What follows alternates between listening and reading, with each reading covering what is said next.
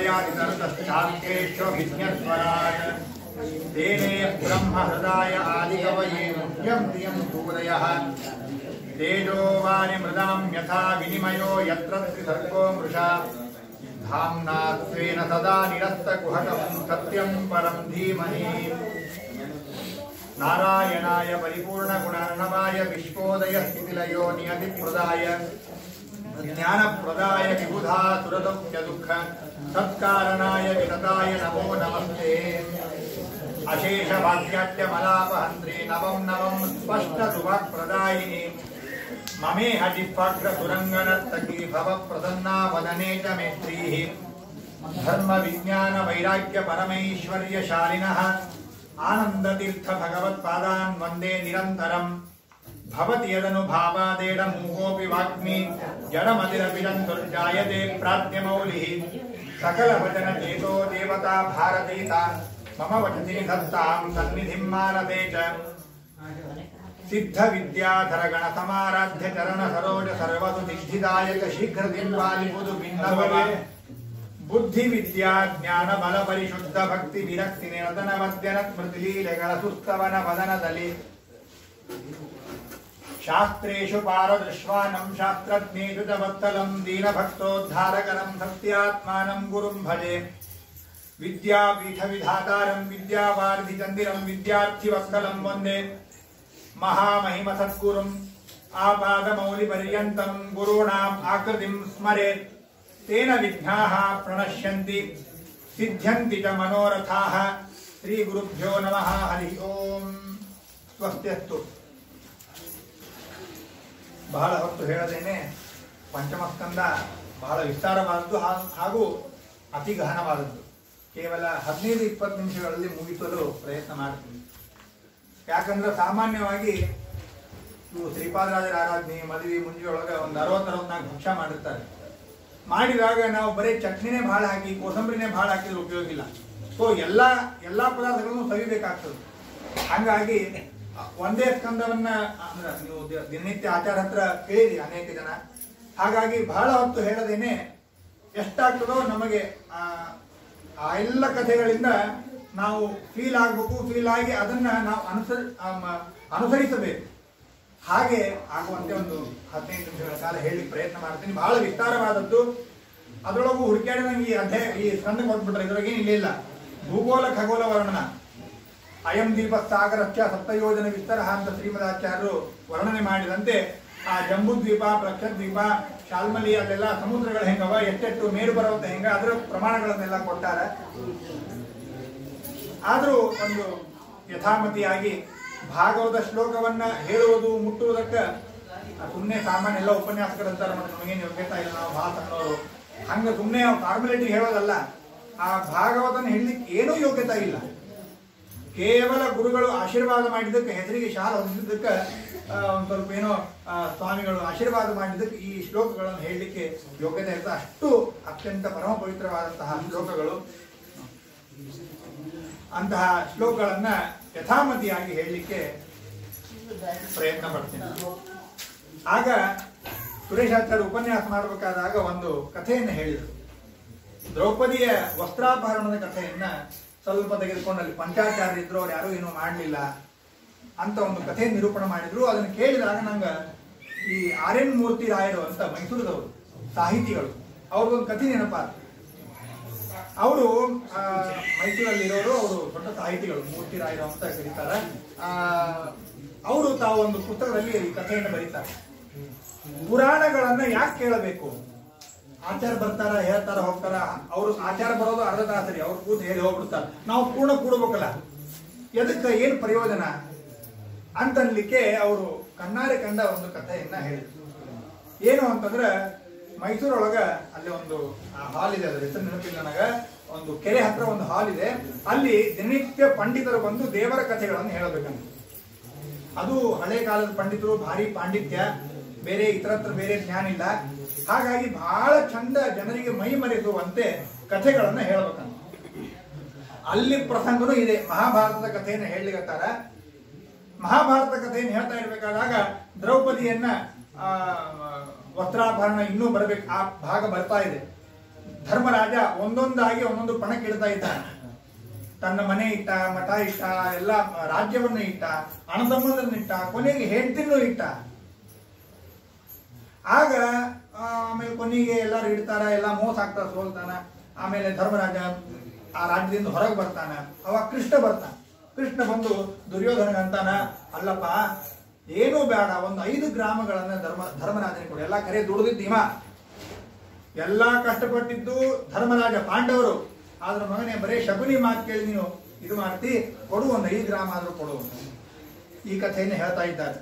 ಆಗ ದುರ್ಯೋಧನ ಆಗಿಲ್ಲಪ್ಪ, ಕರ್ಕೊಂಡು ಹೋಗು, ಇಲ್ಲ ಅಂದ್ರೆ ನಾವಂತ ಏನು ಕೊಡಂಗಿಲ್ಲ, ದಯಮಾಡಿ ಕರ್ಕೊಂಡು ಹೋಗು, ನೀವು ನಿಮ್ ಎಲ್ಲಾ ಪಾಂಡವರು ಏನು ಇರೋದು ಬೇಡ ಅಂತ ಅನ್ಬೇಕಾದಾಗ ಒಬ್ಬ ಉಪನ್ಯಾಸ ಕೇಳುವ ಒಬ್ಬ ದೂರದಲ್ಲಿ ಕೂತ ಒಬ್ಬ ಅಜ್ಜ, ಅವರು ತಾವು ಒಮ್ಮೆ ಭಾವುಕರಾಗಿ ಎದ್ದು ಒದರ್ತಾರಂತ. ಕೊಡೋ ದುರ್ಯೋಧನ, ಏನಾಗಿದೆ ಅಂತದ್ದೇನು ಕಡಿಮೆ ಬಿದ್ದದ? 1 ಗ್ರಾಮ ಕೊಡ್ಲಿಕ್ಕೆ 5 ಗ್ರಾಮ ಕೊಡ್ಲಿಕ್ಕೆ ಏನಾಗಿದೆ ನಿನಗ? ದುರ್ಯೋಧನ ಮಾತಂತ ಮಹಾಭಾರತಗಳು ಬರ್ತದ, ಸೂಜಿಗೆ ಮಣ್ಣು ಹತ್ತಿದ್ರೆ ಎಷ್ಟು ಮಣ್ಣು ಆ ಮಣ್ಣು ಕೊಡಂಗಿಲ್ಲ ಅನ್ನುವಂತ ದುರ್ಯೋಧನ ಹೇಳ್ತಾನೆ. ಆ ಮಾತು ಕೇಳಿದಕ್ಕೆ ಆ ವಯಸ್ಸಾದ ಅಜ್ಜನಿಗೆ ತ್ರಾಸ ಆಗ್ತದೆ. ಯಾಕೋ ದುರ್ಯೋಧನ ತಲೆಗಿರಿ ಕೆಟ್ಟದೇನು? ಬಂದೆರಡು ಕಪಾಳ ಕೊಡ್ಲಿಲ್ಲ ನಿನಗ, ಏನಾಗಿದೆ ಕೊಡ್ಲಿಕ್ಕೆ ಅವ್ರಿಗೆ ಕೊಡು ಅಂತ ಎಲ್ಲಾ ಮಂದಿ ಹಿಂತಿರುಗಿ ಬಿಟ್ರಿ. ಆಚಾರ ಪ್ರವಚನ ಬಿಟ್ಟು ಆ ಅಜ್ಜನ ಮಾತು ಕೇಳಿ ಹೇಳ್ತರು. ಅಲ್ಲಿ ಬಾಜು ಕೂತ್ರಲ್ಲ, ಕೂಡು ಕೂಡು ಸಾಕು, ನೀನು ಇದೇ ಕಾಲದಾಗಿದ್ದಿ, ಆ ಕಾಲದಾಗಿಲ್ಲ, ಕೂಡು ಕೂಡು ಅಂದ್ರು. ಅಂದ್ರ ಇದೇನ್ ಅವರು ಮೂರ್ತಿರಾಜ ಹೇಳೋದೇನಂತಂದ್ರ, ಈ ಪ್ರಸಂಗವನ್ನು ನೋಡಿ ನಮಗೇನ್ ಗೊತ್ತಾಗ್ತದೆ? ಯದ್ಯಪಿ ಪುರಾಣ ಹೇಳುವ ಪಂಡಿತರು ಕಲಿಯುವುದಾಗಿದ್ರು, ಆದ್ರೆ ಇವರು ದ್ವಾಪರಯುಗಕ್ಕೆ ಹೋಗಿದ್ರು ಅಜ್ಜ. ಅಂದ್ರ ಇವರು ದ್ರೋಣಾಚಾರ್ಯರು, ಭೀಷ್ಮಾಚಾರ್ಯ ಹೆಂಗ VVIP ಏನು ಸೀಟ್ ಸಿಕ್ಕಿತ್ತಲ್ಲ, ಅವ್ರ ಬಾಜಿ ಅಜ್ಜಗೊಂದು ಜಾಗ ಸಿಕ್ಕಿತ್ರಿ. ಭೀಷ್ಮಾಚಾರ್ಯ ಹೇಳಿಲ್ಲ ರಾಜ್ಯ ಕೊಡುವಿರಿ ಅಂತ ಹೇಳಿ. ಆದ್ರ ಈ ಮುದುಕ ಆಸಾಮಿ ದುರ್ಯೋಧನಕ್ಕೆ ಬಟ್ ಮಾಡಿ ಹೇಳ್ತಾನಂತಂದ್ರ ಎಷ್ಟು ಪರಿಣಾಮ ಆಗಿರ್ಲಿಕ್ಕಿಲ್ಲ. ಏನ್ ಹೇಳಿಕ್ ನಾ ಹೊಂಟೇನಿ ಅಂತಂದ್ರ, ಪುರಾಣಗಳ ಕಥೆಯನ್ನ ಕೇಳ್ತಾ ಇದ್ದಾಗ ಅಂದ್ರೆ ಲಕ್ಷ ಕೊಟ್ಟು ಭಕ್ತಿ ಶ್ರದ್ಧೆಯಿಂದ ಕೇಳಿದ್ರೆ ನಮಗದು ಜಲ್ದಿ ಅಪ್ಲೈ ಆಗ್ತದೆ, ನಮ್ಮ ಮನಸ್ಸಿನ ಮೇಲೆ ಪರಿಣಾಮ ಆಗ್ತದೆ. ಇದೇ ಆ ಅಜ್ಜ ಯಾರು ಒದರಿದ ಅವ್ರ ಮೃತ ಕೊನೆಗೆ ಬರೀತಾರ, ಇದೇ ಅಜ್ಜ 4 ದಿವಸದಿಂದ ಅವ್ರ ಅಣ್ಣತಮ್ಮಂದಿರಿಗೆ ಮೋಸ ಮಾಡಿ ಎಲ್ಲಾ ಮನೆ ಆಸ್ತಿ ಎಲ್ಲ ತಗೊಂಡಾನಂತೀವ. ಆದ್ರೆ ಪುರಾಣಗಳನ್ನ ಕೇಳಬೇಕಾದಾಗ ಅವನ ಮನಸ್ಸ ಮೇಲೆ ಎಷ್ಟು ಪರಿಣಾಮ ಆಯ್ತು ಅಂತಂದ್ರೆ, ದುರ್ಯೋಧನ ಹೇಳುವಷ್ಟು ಅವನಿಗೆ ಬುದ್ಧಿ ಬಂದ್ಬಿಡ್ತಾನ. ಅಂದ್ರ ಆ ಒಂದೊಂದು ಪುರಾಣಗಳು ಕಥೆಗಳನ್ನ ಹೇಳೋರು ಹೆಂಗರ ಹೇಳೋರು ಕಥೆಗಳನ್ನ ಹೇಳಿ, ಹಾಡುಗಳನ್ನ ಹೇಳಿ, ನಗೆಚಾಟಿಗಳನ್ನ ಮಾಡ್ಲಿ, ಆದ್ರೆ ನಮ್ಮ ಮನಸ್ಸು ಏಕಾಗ್ರವಾಗಿತ್ತು ಅಂತಂದ್ರೆ ನಮಗ್ ಗೊತ್ತಾಗದೇನೆ ಆ ಎಲ್ಲ ಕಥೆಗಳು ನಮ್ಮ ಮನಸ್ಸಿನಲ್ಲಿ ಹೋಗಿ ನಮಗ ಸದ್ಭಾವನೆಗಳನ್ನ ಕೊಡ್ತಾವ. ನಮಗೊಂದು 10 ಜನ ಬಂದು ಹೊಡೆದವರು ಚಿಂತಿಲ್ಲ, ಅವ್ರಿಗೆ ಕರೆದು ನಾವು ಊಟಕ್ಕೆ ಹಾಕೋಂಗ ಆಗ್ತೀವಿ. ಈ ಒಂದು ಸಂಭಾವಿತತಾ ಅಂತ ಅನ್ನೋದನ್ನ ಪುರಾಣದ ಕಥೆಗಳು ಕೊಡ್ತಾವ. ಆದ್ರಿಂದ ಆ ಎಲ್ಲಾ ಸೌಭಾಗ್ಯ ನನಗಿಲ್ಲ, ನಿಮಗೆಲ್ಲ ಅದ. ಆಚಾರ್ಯರ ಹತ್ರ 10 ದಿನಗಳ ಕಾಲ ನೀವೆಲ್ಲ ಭಾಗವತ ಉಪನ್ಯಾಸಗಳನ್ನು ಕೇಳಿರಿ, ಮತ್ತೆ ಪುನಃ ಶ್ರವಣವನ್ನು ಮಾಡ್ತಾ ಇದ್ದೀರಿ. ಆ ಎಲ್ಲಾ ಭಾಗ್ಯ ನಿಮಗದ. ಈ ಭಾಗ್ಯವನ್ನು ನೆನಿತ ಪುರಾಣಗಳನ್ನು ಕೇಳಬೇಕು ಅಂತ ಅನ್ನೋದನ್ನ ತಿಳಿತಾ ನಾವು ಈ ಪಂಚಮ ಸ್ಕಂದವನ್ನ ಪ್ರಾರಂಭ ಮಾಡೋಣ. ರಾಜೋವಾಚ ಪ್ರಿಯವ್ರತೋ ಭಾಗವತ ಆತ್ಮಾರಾಮ ಕಥಂ ಮುನೆ ಗೃಹೇ ರಮತಯನ್ಮೂಲ ಕರ್ಮಬಂಧ ಪರಾಭವ. ಮನುವಿನ ಮಗ ಪ್ರಿಯವ್ರತ ಅಂತ. ಆ ಪ್ರಿಯವ್ರತ ತಾನು ರಾಜ್ಯಭಾರವನ್ನ ಮಾಡಿದ ಅಂತ 4ನೇ ಸ್ಕಂದದಲ್ಲಿ ವಿಸ್ತಾರವಾಗಿ ತಿಳಿಸ್ಯಾರ. ಅದಕ್ಕೆ ಪರೀಕ್ಷಿತ ರಾಜ ಪ್ರಶ್ನೆಯನ್ನು ಮಾಡ್ತಾನ, ಅಲ್ರಿ ಪ್ರಿಯವ್ರತ ಭಾರಿ ದೊಡ್ಡ ಮನುಷ್ಯ, ಈ ರಾಜ್ಯ ಕಾಳ್ಲಿಕ್ಕೆ ಹೋದ, ಸರಳ ಸನ್ಯಾಸ ತಗೊಂಡು ಬಂದವರಿಗೆ ಮುದ್ರಾ ಕೊಟ್ಟು ಪಾತ್ ಪೂಜೆ ಮಾಡಿಸ್ಬೋದಾಗಿತ್ತಲ್ಲ, ಅಂದ್ರೆ ಸನ್ಯಾಸ ತಗೊಳ್ಬೋದಾಗಿತ್ತು, ಯಾಕೆ ರಾಜ್ಯಭಾರ ಮಾಡ್ಲಿಕ್ಕೆ ಹೋದ? ಅಂದ್ರೆ ಅವನಿಗೆ ಹೆಂಡತಿಯಲ್ಲಿ ಮಕ್ಕಳಲ್ಲಿ ಆಸಕ್ತಿ ಇತ್ತೇನು? ನಮಗೆಲ್ಲ ಗೊಂದಲ ಆಗ್ತದೆ. ಯಾಕಂದ್ರೆ ಒಂದ ಹೆಂಡತಿ ಮಕ್ಕಳು ಮಠ ಮನೆ ಅನ್ಬೇಕು, ಒಂದ ವಿರಕ್ತರಾಗಿ ಸನ್ಯಾಸ ತಗೋಬೇಕು. ಆದ್ರೆ ಈ ಪ್ರಿಯವ್ರತ ಎರಡೂ ಮಾಡ್ತಾನಂತ ಅಂತೀರಿ ನೀವು. ಅಂದ್ರೆ ಏನಿದ್ದಾವ, ಹೆಂಗ ಆರಾಮಿದ್ದ? ಆತ್ಮಾರಾಮ ಕಥಮ್ಮುನೆ, ರಾಜ್ಯಭಾರ ಮಾಡ್ತಾ ಇದ್ದ, ದೊಡ್ಡ ರಾಜ್ಯಭಾರ ಮಾಡ್ತಾ ಇದ್ರು, ಆರಾಮಾಗಿದ್ದ. ಆತ್ಮಾರಾಮ, ತನ್ನ ಸ್ವರೂಪ ಸುಖವನ್ನು ಅನುಭವಿಸ್ತಾ ಅಂತ ಶಬ್ದ ಆಡಬಾರದು. ಅಂದ್ರೆ ತನ್ನಷ್ಟಕ್ಕೆ ತಾನು ಆರಾಮಾಗಿ ತಾನು ಮನೆಯಾಗಿದ್ದ. ಅಂದ್ರೆ ಇದು ಹೆಂಗಿದ್ದ ದಯಮಾಡಿ ಹೇಳ್ರಿ ಅಂತಂದಾಗ, ಅವೇನ್ ರಾಜ್ಯ ಆಳ್ತಾನೋ ಮಾರಾಯ, ಅವ ಸಣ್ಣ ಹುಡುಗಿದ್ದಾಗೆ ನಾನು ಕಾಡಿಗೆ ಹೋಗ್ತೀನಿ ಅಂತ ಬೆನ್ನು ಹತ್ತಿದ್ದ. ಅವನಿಗೆ ಹಿಡ್ಕೊಂಡ್ ಬಂದು ಮದ್ವೆ ಮಾಡಿ ನೀ ರಾಜ್ಯಭಾರ ಮಾಡು ಅಂತ ಹೇಳೋದೇ ದೊಡ್ಡ ಕಥೆಯಾದ್ರು. ಬ್ರಹ್ಮದೇವರು ಇಳಿದು ಬರಬೇಕಾಯ್ತು. ಬ್ರಹ್ಮದೇವರು ಬಂದು ಉಪದೇಶ ಮಾಡ್ತಾರ. ನಿಬೋಧತಾಮೃತಂ ಬ್ರವೀಮಿ ಮಾಸೂಯತುಂ ದೇವ ಮರ್ಹತ್ಯಮೇಯಂ ಅಹಂ ಭವತ್ತೇ ತತ ಏಷ ಮಹರ್ಷಿ ವಹಾಮ ಸರ್ವೇ ವಿವಶಾಯಸ್ಯದಿಷ್ಟಂ. ಬ್ರಹ್ಮದೇವರು ಬಂದು ಉಪದೇಶ ಮಾಡ್ತಾರ, ದಯಮಾಡಿ ರಾಜ್ಯಭಾರ ಮಾಡಪ್ಪ, ದೇವರು ಏನ್ ಹೇಳ್ಯಾನ ಅದನ್ನ ಮಾಡೋದು ಅಷ್ಟೇ. ನಾವೇನೋ ಸ್ವತಂತ್ರ ಪಾಂಡಿತ್ಯವನ್ನು ಉಪಯೋಗಿಸುವಂಗಿಲ್ಲ. ನಮ್ಮ ಕರ್ಮ ಧರ್ಮಗಳಿಗೆ, ನಮ್ಮ ವರ್ಣಾಶ್ರಮಗಳಿಗೆ ಅನುಸಾರವಾಗಿ ನಮ್ಮ ಹಿರಿಯರು ಏನ್ ಹೇಳ್ತಾರೋ ಅದನ್ನು ಮಾಡ್ಬೇಕಷ್ಟೇ ನಾವು. ಆದ್ರೆ ಇದ್ದ ಕೆಲಸಗಳನ್ನ ಸರಿಯಾಗಿ ಅದಕ್ಕೆ ಆಸಕ್ತರಾಗದೇ ಕೆಲಸ ಮಾಡಿದಾಗ ಯಾವ ನಮಗೆ ದೋಷ ಇರೋದಿಲ್ಲ. ವಿಸ್ತಾರವಾಗಿ ಇಲ್ಲಿ ಹೇಳ್ತಾರೆ, ಭಯಂ ಪ್ರಭಕ್ತಸ್ಯ ವನೇಶ್ವಪಿ ಸ್ಯಾತ್ ಯಥೋ ವಸಂತೆ ಸಹಶಕ್ತಪತ್ನಾಃ ಜಿತೇಂದ್ರಿಯತ್ಯಾತ್ಮ ರತೇರ್ಬುಧತ್ಯ ಗೃಹಾಶ್ರಮ ಕಿನ್ನು ಕರೋತ್ಯವದ್ಯಂ. ನೀನು ಕಾಡು ಕಾಡು ಅಂತಿ. ಕಾಡು ಒಬ್ರು ಯಾರು ಉಪನ್ಯಾಸದವ್ರು ಹೇಳ್ತಿದ್ರು, ಉಪನ್ಯಾಸಕಾರ ಕೇಳಬೇಕಾದಾಗ ರೀಲ್ಸ್ ಅಂತ ಬರ್ತಾವ ನೋಡ್ರಿ ಉಪನ್ಯಾಸ, ಅವು ನೋಡ್ಲಿದ್ದು ಅವೇ ಬರ್ತಾವ. ಅವರು ಇದು ಹೇಳಿದ್ರು, ಕಾಡು ಕಾಡಾಗಬಾರದಂತ. ಅಂದ್ರೆ ನಾವು ಕಾಡಿಗೆ ಹೋಗ್ತೀವಿ ಅಂತಂದು ಹೇಳಿ ಅಲ್ಲಿ ನಮ್ಮ ಷಟ್ ಸಪತ್ನಾಹ ಅರಿಷಡ್ ವರ್ಗಗಳನ್ನ ತೆಗೆದುಕೊಂಡು ಹೋಗಿಬಿಟ್ರೆ ಅದು ಕಾಡು ನಮಗೆ ಪುಣ್ಯವನ್ನು ಕೊಡೋದಿಲ್ಲ. ಮನೆಯಲ್ಲಿಯೇ ಇರೋಣ, ಮನೆಯಲ್ಲಿ ಇದ್ದು ಯಾವ ವಿಷಯದ ಭೋಗಗಳನ್ನು ಆಸಕ್ತಿಯಿಂದ ಮಾಡೋದು ಬೇಡ. ಹೆಂಗ್ ಗೊತ್ತಿಂದ್ರೆ ನಾವು 1-2 ನಮ್ಗೆ ಊಟ ಆಗಿಬಿಡ್ತದೆ. ಒಂದ್ ಕಡೆ ಮಠದಾಗ ಒಂದು 4-5 ಸಿಹಿ ಮಾಡಿಸಿ ನಮಗೆ ಒತ್ತಾಯ ಮಾಡಿ ಊಟ ಮಾಡಿ ಬಿಡ್ತಾರೆ ಹೊಟ್ಟೆ ತುಂಬ. ಆಮೇಲೆ ಒಬ್ರು ಮನೆಗೆ ಹೋಗ್ತೀವಿ, ಅವ್ರ ಮನ್ಯಾಗ 5-6 ಥರದ್ದು ಕರೆದು ತಂಡಿಗೆ ಅವೆಲ್ಲ ಫರಾಳ ಕೊಡ್ತಾರೆ. ಅವಾಗ ನಾವೇನ್ ಮಾಡ್ತೀವಿ, ಅವ್ರು ಬಿಡಕ್ಕೆ ನಾವು ಒಂದು ಬಾಯಿ ಹಾಕೋತೀವಿ. ನಮಗೆ ತಿನ್ಬೇಕಂತ ಅನ್ಸಂಗಿಲ್ಲ. ಹೊಟ್ಟೆ ತುಂಬ ಊಟ ಆದ್ಮೇಲೆ ಯಾವ ಪದಾರ್ಥಗಳು ನಮಗೆ ಸೇರೋ ಪದಾರ್ಥಗಳು ಮುಂದಿಟ್ಟರು ನಮಗೆ ತಿನ್ಬೇಕಂತ ಅನ್ಸಂಗಿಲ್ಲ. ನಾವೇನ್ ಮಾಡ್ತೇವೆ, ಅವಾಗ ಅಳಗಾಡ್ತೀವಿ. ಅದ್ರ ಶೇಂಗಾ ಆರಿಸಿದೆ, ಅದ್ರ ಕಡಬೇವು ಆರಿಸಿದೆ, ಗೋಡಂಬಿ ಆರಿಸಿದೆ ಮಾಡ್ಕೊ. ಇದು ನಾವ್ ಹೆಂಗ ತಿಂತೇವೆ ನೋಡ್ರಿ. ಆಮೇಲೆ ಹೊಟ್ಟೆ ತುಂಬಿದಾಗ ಹಾಗೆ ನಾವು ವಿಷಯದ ಭೋಗವನ್ನ ಮಾಡಬೇಕು. ನನಗೆ ಬೇಕು ಬೇಕು ಬೇಕು ಅಂತ ಮಾಡಬಾರದು. ಇಂತೂ ದೇವರು ಹೇಳ್ಯಾರ, ನಮ್ಮ ಹಿರಿಯರು ಹೇಳ್ಯಾರ, ಆದ್ದರಿಂದ ಮಾಡಬೇಕು ಅಂತ ಹೇಳಿ ಮಾಡಿದಾಗ ಗೃಹಾಶ್ರಮ ಕಿಮ್ನು ಕರೋತ್ಯವದ್ಯಂ. ಗೃಹಸ್ಥಾಶ್ರಮವಾದರೂ ನಿನಗೆ ಎಲ್ಲಿ ಅಡ್ಡ ಆಗ್ತದಪ್ಪ, ನಿನ್ನ ಸಾಧನೆ ಪೂರ್ಣ ಆಗ್ತದ ಅಂತ ಹೇಳಿ ವಿಸ್ತಾರವಾದ ಉಪದೇಶ ಇದೆ. ಅದು ದಿನನಿತ್ಯ ಆಚಾರ ಹತ್ರ ನೀವು ವಿಸ್ತಾರವಾಗಿ ಕೇಳಿರಬಹುದು. ದಿನನಿತ್ಯ 1-2 ಶ್ಲೋಕಗಳನ್ನು ಕೇಳಿ ನಾವು ಅದನ್ನ ರೂಢಿ ಮಾಡಿಕೊಳ್ಳಬೇಕು. ಅಷ್ಟು ಅದ್ಭುತವಾಗಿ ಬ್ರಹ್ಮದೇವರು ಉಪದೇಶ ಮಾಡಿದ ಮೇಲೆ ಪ್ರಿಯವ್ರತ ರಾಜ ಆಮೇಲೆ ರಾಜ್ಯಭಾರವನ್ನ ಮಾಡ್ತಾನೆ. ಅವನಿಗೆ ಮದುವೆ ಆಗ್ತದೆ. ದೇವಯಾನಿ ಮುಂತಾದ ಊರ್ಜಸ್ವತಿ ಮುಂತಾದ ಮದುವೆ ಆಗ್ತದೆ. ಆಮೇಲೆ ಅನೇಕ ಮಕ್ಕಳು ಹೋಗ್ತಾರೆ. ಉತ್ತಮ, ತಾಪಸ, ರೈವತ ಎಲ್ಲರೂ ಮನ್ವಂತರಕ್ಕೆ ಅಧಿಪತಿಯಾದ. ಆಮೇಲೆ ಕೊನೆಗೆ ಮುಖ್ಯ ವಿಷಯಕ್ಕೆ ಬರ್ತೀನಿ. ಆಗ್ನಿಧ್ರ ಅಂತನೋ ಮಗ ಹೋಗ್ತಾನೆ. ಸೊ ಆಗ್ನಿಧ್ರನಿಗೂ ಮದುವೆ ಆಗ್ತದೆ. ಮದುವೆ ಆದ ಮೇಲೆ ಅವನಲ್ಲಿ ನಾಭಿ ಎನ್ನುವಂತಹ ಮಗ ಹುಟ್ಟುತ್ತಾನೆ. ನಾಭಿಗೆ ಮೇರುವಿನಲ್ಲಿ ಮದುವೆ ಆಗ್ತದೆ. ಮೇರು ಅಂತ ಹೇಳಿ ಒಬ್ಬ ದೇವಿ, ಆ ಮೇರು ದೇವಿಯ ಜೊತೆಗೆ ಮದುವೆ ಆಗ್ತದೆ. ಆ ನಾಭಿ ಎನ್ನುವ ರಾಜ ಅಂದ್ರೆ ಪ್ರಿಯವ್ರತನ ಮೊಮ್ಮಗ. ಆ ನಾಭಿ ಎನ್ನುವ ರಾಜ ಮತ್ತು ಮೇರು ಇಬ್ರು ವಿಚಾರ ಮಾಡ್ತಾರೆ, ನಮ್ಗೆ ಮಕ್ಕಳಾಗ್ಬೇಕಂದ್ರೆ ಏನ್ ಮಾಡೋಣ, ಎಂತ ಮಕ್ಕಳಾಗಬೇಕು ಅಂತಂದ್ರೆ ನಮಗೆ ಇಂಥ ಮಕ್ಕಳು ಬೇಡ, ದೇವರೇ ಮಕ್ಕಳಾಗ್ಬೇಕು. ನಮಗ ಮಾಡಿ ದೇವ್ರ ಮಕ್ಕಳಾಗ್ಬೇಕಂತ ತಪಸ್ಸು ಮಾಡಬೇಕು. ಹಂಗಾಗಿ ತಪಸ್ಸು ಮಾಡ್ಲಿಕ್ಕೆ ನಾಭಿರಾಜ ಮೇರುದೇವಿ ಹೋಗ್ತಾರೆ. ಆಮೇಲೆ ಋಷಿಮುನಿಗಳು ಹೇಳ್ತಾರೆ, ಪುರೋಹಿತರು ಹೇಳ್ತಾರೆ, ನೀವು ಯಾಗ ಮಾಡ್ರಿ ಅಂದ್ರೆ ನಿಮ್ಮ ಮಕ್ಕಳಾಗ್ತಾರ. ಆಗ ಯಾಗ ಮಾಡಿದಾಗ ಸಾಕ್ಷಾತ್ ಇವರು ತಪಸ್ಸನ್ನು ನೋಡಿ ಸಾಕ್ಷಾತ್ ದೇವರೇ ಬರ್ತಾನ. ಏನ್ ಬೇಕಪ್ಪ ನಾಭಿ. ನಾಭಿ ಪೂರ್ಣ ಹೆದರಿ ಬಿಟ್ಟಿದ್ದ. ದೇವ್ರು ಬಂದು ತಾನು ಏನ್ ಕೇಳ್ಬೇಕು. ನಮ್ಗೆ ಸಾಮಾನ್ಯ ನಮ್ಮ ಸ್ವಾಮಿ ಹತ್ರ ಉಳಿದವರೆಲ್ಲ ಹರಟಿ ಹೊಡಿತಾರೆ. ನಾವು ಸ್ವಾಮಿಗಳ ಹತ್ರ ಮಾತಾಡ್ಬೇಕಾದ್ರೆ ನಾವು ಬಾಯಿ ನಡಕ್ತು, ಏನ್ ಮಾತಾಡ್ಬೇಕು, ಏನ್ ಬಿಡ್ಬೇಕು. 5 ನಿಮಿಷ ನಾವು ಪ್ರಾಕ್ಟೀಸ್ ಮಾಡ್ಕೋತೀನಿ. ನಾನಂತೂ ಆ ವಾಕ್ಯ ಯೋಜನಾ ಮಾಡ್ಕೊಂಡು ಉಪನ್ಯಾಸಕ್ಕೆ ಹೆದರಂಗಿಲ್ಲ. ಸ್ವಾಮಿಗಳ ಮುಂದೆ ಅವರ ಯೋಗ್ಯತಾ ಅದೆಲ್ಲ ಮಹಾತ್ಮ ಜ್ಞಾನ ಇರೋದ್ರಿಂದ 2 ನಿಮಿಷ ನಾವು ತಡವರ್ತೇವೆ. ಅಂತದ್ದು ದೇವ್ರು ಬಂದಾಗ ಏನ್ ಮಾತ್ರ ಗೊತ್ತಾಗಿಲ್ಲ, ಸುಮ್ಮನೆ ಆಗ್ಬಿಡ್ತಾನೆ ನಾಭಿ. ಎಲ್ಲರಂತರ ಕೇಳೋ ದೇವ್ರು ಹೋಗ್ತಾನ, ಬಂದಿದ್ದೆ ಹೆಚ್ಚಿಂದು ಕೇಳೋ, ಏನು ಕೇಳಿಲ್ಲ, ಸುಮ್ಮನೆ ಆಗ್ಬಿಡ್ತಾನ. ಕೊನೆಗೆ ಪುರೋಹಿತರು ಹೇಳ್ತಾರ, ಸ್ವಾಮಿ ನಿನ್ನಂತಹ ಮಗ ಆಗಬೇಕು, ನನ್ನಂತಹ ಮಗ ಎಲ್ಲ ನಾನೇ ಆಗ್ಬೇಕು. ಆಯ್ತು ಆಗ್ತೀನಿ ಅಂತ ಹೇಳಿ ವೃಷಭ ನಾಮಕನಾದ ಪರಮಾತ್ಮ ಇವರಲ್ಲಿ ಅವತಾರ ಮಾಡ್ತಾನೆ. ಅದ್ಭುತವಾದ ಸಾಮರ್ಥ್ಯ ಋಷಭನ ಕಥೆ. ನಾನು ಬಹಳ ಕಥೆ ಜಿಗಿಸಿ ಹೇಳ್ತಾ ಇದ್ದೀನಿ, ಅನಿವಾರ್ಯ ಮುಗಿಸಬೇಕು ಅಂತ ಹೇಳಿ.